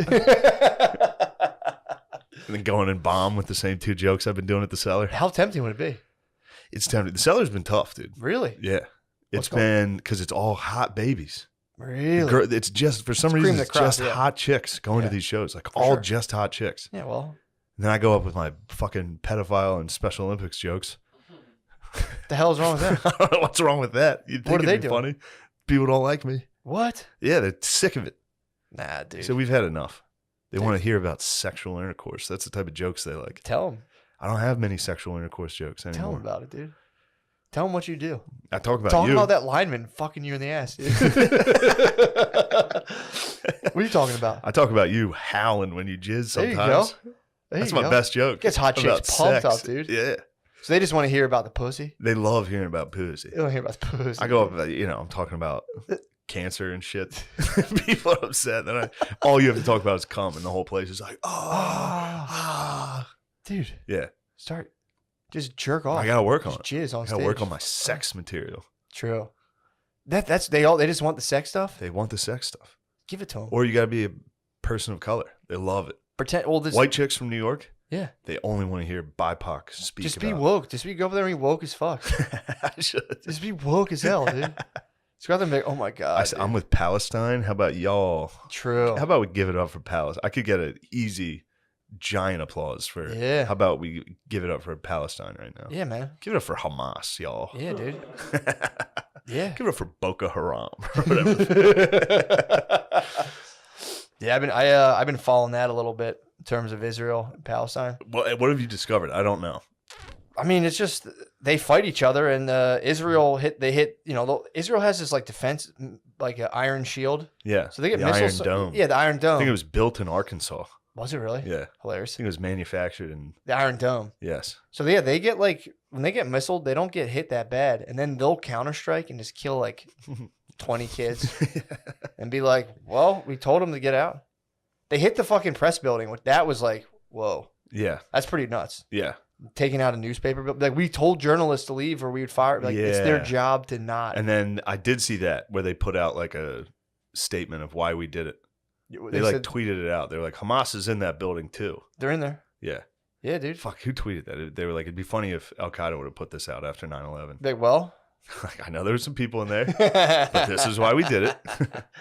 yeah, the whole thing sucks, dude. It's like it seems to stop leading credence to like being the whole idea of being like I'm this type of person and it's like you might have to all give it up, man. Might have to Yeah. all give it up. Every single one of us, dude. I went into a rabbit hole off of this Israel-Palestine thing, but not following that. I started following stampedes at religious ceremonies. Nice. Nice. Israel, I didn't know the Jews got down like that too. Oh yeah, dude. I always thought it was Muslim stampedes. No, they stampede hard The too. Jews will stampede. They I get think- spooked at the watering hole. Yeah, what are the Muslims? The Muslims spin around the thing. They both do. They They both both do the spin the circle thing? dance. They love. Well, Which- the Muslims do the thing in Mecca. You got to circle it 5 times. What is like Muslims go clockwise and Jews go counterclockwise? Probably. And they fucking They clash fuck and you, dude. stampede. Fuck you, dude. Yeah, It's a wall. It's like the wall of death, dude. At a mosh pit. It really is. They just mosh around the fucking wailing wall. I saw a video. There was a video recently of a bleacher collapse, packed to the brim with Jews dancing. Dude, they're dancing on the bleachers. Yeah, What were they celebrating? like here we come to get you. Dun, dun, dun, dun, dun, dun. Just fucking. Dude. That's a sick song, dude. Halftime. And they fucking where were they though? I think in Israel. I don't know. So they're just getting pumped up, They were doing the back and forth Yeah. dance, like Just like a basketball team pregame. getting ready. They're fucking- Da-na-na-na-na-na. Hey. True. And then it just, Damn. it's crazy. Yeah, and then I looked they up. just sent like 5 missiles over to I the think- Gaza yeah, Strip they're in like- response. Fuck! Who the fuck loosened these I think bolts? 2 people died in Really? that one. Then I watched one. I think it was 2 years ago. 44 died in a stampede at this one thing. Why were they stampeding? I have no It's idea. getting fired Another up. bleacher collapse. What? Yes, and then a Stay bunch off of the people tried to bleachers. get off the damn bleachers. Dude, what the What the fuck's going on the bleachers? Yeah. Yeah, they're getting fired up, man. It's a fucking nightmare, dude. What you guys? You guys watching the collapse? We're trying to figure out what's up about it, but They're just stomp. They stomp hard, dude. It was a synagogue. Yeah, they stomp. It was a synagogue with bleachers. Like Damn. a mega synagogue. Yeah, it says it was a synagogue in the West Bank, and 200 people got injured. Like the whole thing just collapsed. Yeah. 2 people Oh. died. It says that the building wasn't like completely finished, and they were just like packing the gills, you know. What is the synagogue still in existence to this Do day? you say packing the gills? To the gills. Packed to the gills. I wasn't sure if you thought it was packing the gills. No. All right, sorry. I didn't mean to be a cunt there.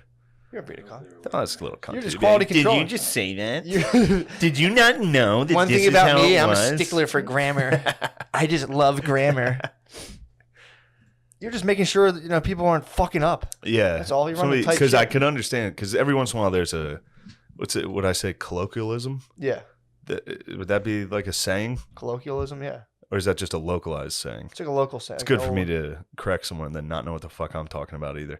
But Yeah, we're all like a saying, you can get wrong like that. Sure. Like packing the gills. Oh yeah, You know, done it because myself. it makes sense in your head. You're like shoving things in gills. You know. Packed to the gills. So they were at this. They were at the Megagog, getting fired Yeah. up. Drew Olstein was up there. Jewel Olstein. He's up there. 600 people were in the synagogue. Whew. Damn. When was this? You should see it. The synagogue's small. May is when it Was this during COVID? It was. No, it's just like This is 3 days 2 days ago. ago. Yeah. That's what I'm more pissed about. Yeah, no, man. What the fuck, man? The CDC is not totally clear yet on indoor stuff. Were they all vaccinated? Does anyone know that? Doubt it. I'm really worried about Israel right now and Palestine. The fact that they're gathering like that without being properly vaccinated in close quarters. Were they all 6 feet apart at least? No way. What the No way. fuck? Oh, There's dude. 600 of them. And That- the building wasn't even the- done being built yet. The capacity Packed of in that the building gills, must man. have been 80. Packed in the What? Dude. I knew it was bad over there, but I didn't know it was that A bad. little boy died too. Ah, Yeah. it's Well, not that happens over funny there. That happens anymore. It all looks like time. they fell in like a wave. Like they went down and they were like, whoa, you know? Damn. Well, I don't think it's funny. One It's not little boy funny, it's died. just what One little happened. boy got crushed. One boy got crushed in the Megagog. Fuck, that sucks. Oh, man. another one. The other one, it came 16 days after an ultra-Orthodox church. Like it got like crushed and 45 people died there. Here, Matt. Just right after that? Before. Oh, fuck. 2 weeks man. before. What? Who's making their seating? Sorry, everybody. Palestinians. Oh my god, dude. Yeah, it's just. We should probably pause. No, we can watch. At least 200 people were killed. Oh, then it turns into a stampede. There's the back. Oh, I never saw the back. Oh no, this is the boys were on the bleacher. Okay, I didn't show the collapse in the one. Yeah, the bleachers went down, dude. Yeah. Dude. I was always weary of that. Rabbi was probably getting it too. And everyone's Oh, like, he was oh, probably and he was killing like, it. yup, and looked back and was like, shit. Shit, I went too Fuck. hard. I mean, dude, Went too hard. Got the boys rocking. what do you think happens? What do you think happened as a result? I know it's not. We're not supposed to make jokes. But I think there's probably a collective like, oh.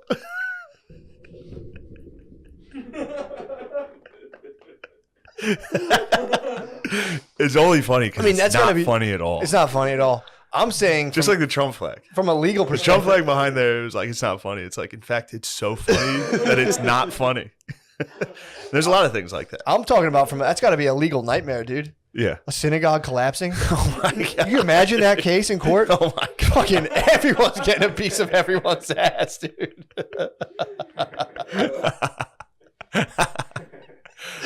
People are like, Yeah. I don't even know what's occurring right now. Everybody. It's like, in well, neck that guy braces. elbowed me as he fell. I think everybody in Israel tomorrow is going to be in neck braces. It's like, were you there? It's like, yeah. They're going to be on UBI after that, the whole country. That's not funny. That's not funny at all, dude. But I love that now that Palestine and Israel are at war and the left supports Palestine, we can be anti-Semitic again.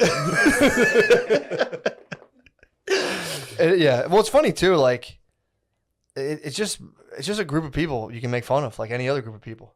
But they were off the table for a while. They were off the table because it all depends on everything else. I made fun of I said the Italians are pigs. I said they eat like pigs. Yeah. Then the Jews fell off the bleachers, and it just. There's There's always something an funny interesting about one where something like with Tony Hinchcliffe happens Yes. and he says that word, that fucking unspeakable thing, that destroyer of all worlds, that word. And then there's always a comment of like, well, what if it was black people that he said it about? Yeah. What if it was the N-word? Mhm. And it's like, all right, well, what if it was Mick? Yeah. What if it was WAP? Yeah. If you want to do that game. Yeah, of course. Because then they have to be like, well, that's different. That's not as bad. And it's like, ooh, so your rules, not mine. So they vary. So they do vary, perhaps. They obviously do, dude. Yeah. This is general consensus stuff. They obviously do. Yeah. It's like, yeah. I mean, the problem is when there's people who genuinely are like, I fucking hate Greatest Group of People, and it's like that stinks. But it ruins it for everybody else. Just trying to have a fun Josh on everyone. I was talking to your brother William about dudes saying the N-word in stand-up, and I was like, you have no idea how often that happens. They just rip it. Of like a dude coming on stage at an open mic and being like, sup everybody, and then hitting the N-word and just disappearing. Open micers go for it, dude. Just a guy showing up being like, all right, I'm going to fast forward. My career's over right now on my first mic. Dude, the N-word. They fly too close to the sun too soon, dude. Right away. A couple dudes have done it. And it's so funny. Dude, it's so... All right, obviously the word's not funny. It's disgusting. But what is funny is a guy trying to get away with it. Also, it's so funny to watch at a show. Also, just being like... Because when someone's doing stand-up for the first time or so, they've been thinking about it for months. Oh. So they're like, oh my God, this is going to change. I well-crafted I'm about to change the fucking game. I'm going to go ahead and say it. But like, the way I'm doing it's just different, it's just dude. different. Just better. And then they go, and everyone's like, whoa, what the fuck? They never show up ever again. Yeah, it happens a decent amount. Yeah. We used to get hit with truckers. I think I told you You told me about this? Dude, because in Harrisburg, there's like a bunch of just truckers. It's always truckers passing through. And, dudes would just swing by and be like, I think I'll give this open mic thing a shot. Just crush an N-word. Just fucking get back in their truck. Just pull off. Hit a different mic. They're just Lone Rangers, just hitting different mics with the N-words. Oh, my God, dude. Maybe this will work down in Sioux City over there. Yeah, it's very funny. It's funny watching dudes instantly implode. They're like, all right, here we go. Let's press it. Just press the button. Oh, no. It doesn't feel good. I'm sorry. Yeah, man. Yeah. My ex-doctor. Yeah, you told me about this. Yeah, man. It's wonderful. He fell. He was like, I'm going to try a mic. He picked. He did one set. He already did a set. And the guy was like, does anyone want to go back up? Like, where you have more time? And he goes. He did 2 sets in one night? No, he did 2 sets in one night. First set he did was like, And he started going, I knew I should have done that N-word shit. And he goes up. He goes, I got something. Goes up, rips. And literally people are going, the late Mike Brooks, R.I.P. goes, dude, sit out. Stop it. People were like, boo. People were booing him. And he was like, and then it's like got off stage and stormed out. And then it fucking came back to bite him. And he also got in some other trouble for some other shit. But the guy hates us. It came to his attention that we were talking about it on our podcast. Was that the guy who had his own thing? Yeah, he had a little show. And he was like, fuck those guys. Because the person on the show asked him about it. And he was like, that was Stoner Dads. That guy walked so you guys could run, dude. True. That show, the fish lens, where they were just getting high talking. Dude, that was just Stoner Dads. That was the prequel. That was proto Stoner Dads. Dude, yeah, we bullied him. What's wrong with saying it? I didn't say it. It was him being like, I just don't lie anymore. And the one intern was like, did you say the N-word at an open mic in Philadelphia? And he goes, what? No. Who the hell said that? If I did... I see what they're saying. That would have been, but I didn't say that. And you just watch this guy for 30 minutes. It's funny. That's exactly how I responded to my agent when she called and was like, did you say... I was like, no, I wouldn't say that. What? And she was like, here's a clip. I was like, all right, I said. Well, it's so funny. If you watch that knowing the situation, the rest of the clip is the guy being like, sitting on a couch, stoned to the bone, just being like, fuck. My fucking cool weed show I just got blasted for saying the N-word. I just sit there just going, you can see it just in like Deep Space Nine, just like, what the fuck? I was genuinely like feeling watching it, being like, that must be the worst fucking feeling. Oh fuck, dude. It's I know if you don't know, you can't know. But open micers, if you go to an open mic and you see a random, it's usually just a disheveled 40 to 50-year-old man coming on stage being like, hey everybody, and then just fucking oh yeah. What was that? Do you guys 2 cents? Whoa. Yeah, man. Yeah. You can spot them. They're there. They're kind of in the corner doing their own thing. It's its own creature. Yeah. There's a lot of creatures at an open mic, and that's a very distinct creature. It's a scorpion of open mics, dude. They're just ready. You find them under rocks. They glow. There's also the black nerd. Oh yeah. Very prevalent. Oh yeah. What else is there? There's white autists throughout. That's a lot. A lot of white autists. Lesbians, former burlesque dancers, a lot of that. Oh yeah. A lot of burlesque turned. Yeah, they figured they'll get into that. I'm trying to think what else is. I mean, there's like, obviously there's alt. There's also obviously alpha ballers that everybody hates because they're obviously. misunderstood. They're just misunderstood, bro. Yeah, there's that. There's alt white guys. There's like, there's even some like A lot of musicians. A lot of dudes try that to do did music first, do stand up. Yeah. Usually not the best. But the most dangerous of all is the roaming occasional N-word. The scorpion, dude. The scorpion. The scorpion's out there. They're rare. And there's like, you look at like groups and be like, all right, that guy's one of those guys, and you see one of those dudes and you go, that guy's rolling solo. That guy's, yeah. For life, dude. Yes. He's rolling solo for life. Trying to find friends. Looking in all the wrong places. I know, dude. Using Saying all the wrong things, dude. Wrong bait. Yeah. Well, hell yeah, dude. Yeah, let's you got a big announcement. About to get into it, dude. Matt's got his copybook. Come on, baby. Before the Flood. That's from the book, Before the Flood. So that's where my research started, and it branched into some no interesting spoilers territory. But Matt's got a research project, historical, for the Patreon. Yeah. So join us there. I would say Also, historio-philosophical, it's like philosophic, historical. It's like a lot of different stuff. Historio-philosophical. Sounds like it could be gibberish, but we'll find out. I was worried. No, I had to do a couple edits because I was like, the more gibberish, the better, to be honest. This will be wild. And it's going to be a two-parter, so I don't know if I'll be able to fit everything in one. I will be the 21st and 22nd this weekend. So this Friday and Saturday in Springfield, Missouri. Ooh. The 27th, 28th, and 29th, we will be at Magooby's Joke House in Baltimore, Maryland. Another big project going on that weekend, too. Oh, yeah, big project. We might tour some battlefields. We're not sure yet. The 11th and 12th, the 11th and 12th of June, I'll be at Governor's in Long Island. Nice. Then 17th, 18th, 19th, Richmond, Virginia. 24th, 25th, and 26th of June, Cleveland, Ohio. Ooh. And then maybe we're thinking about a little Austin trip in July. I'm not sure. That has nothing to do with Rogan, by the way. Yeah. It does, dude, it does not. Talk about that. Yeah. That was so funny last week to have to do, to not be able to talk about it. It was fun. No Rogies. Yeah, dude. But It's what he'll probably, whatever. we'll see. He'll probably be keeping on. He probably has your location pinged. Yes. He knows where you He's are. going to listen to the cast. Help. Share your location with him. I might DM him and be like, help. Get his number and just share your location, just so he knows where you're at all times. Yeah. Like just Check in on me. Keep a watch on me, dude. Thank you for listening. Join us on the Patreon for man. Matthew's presentation. Yep.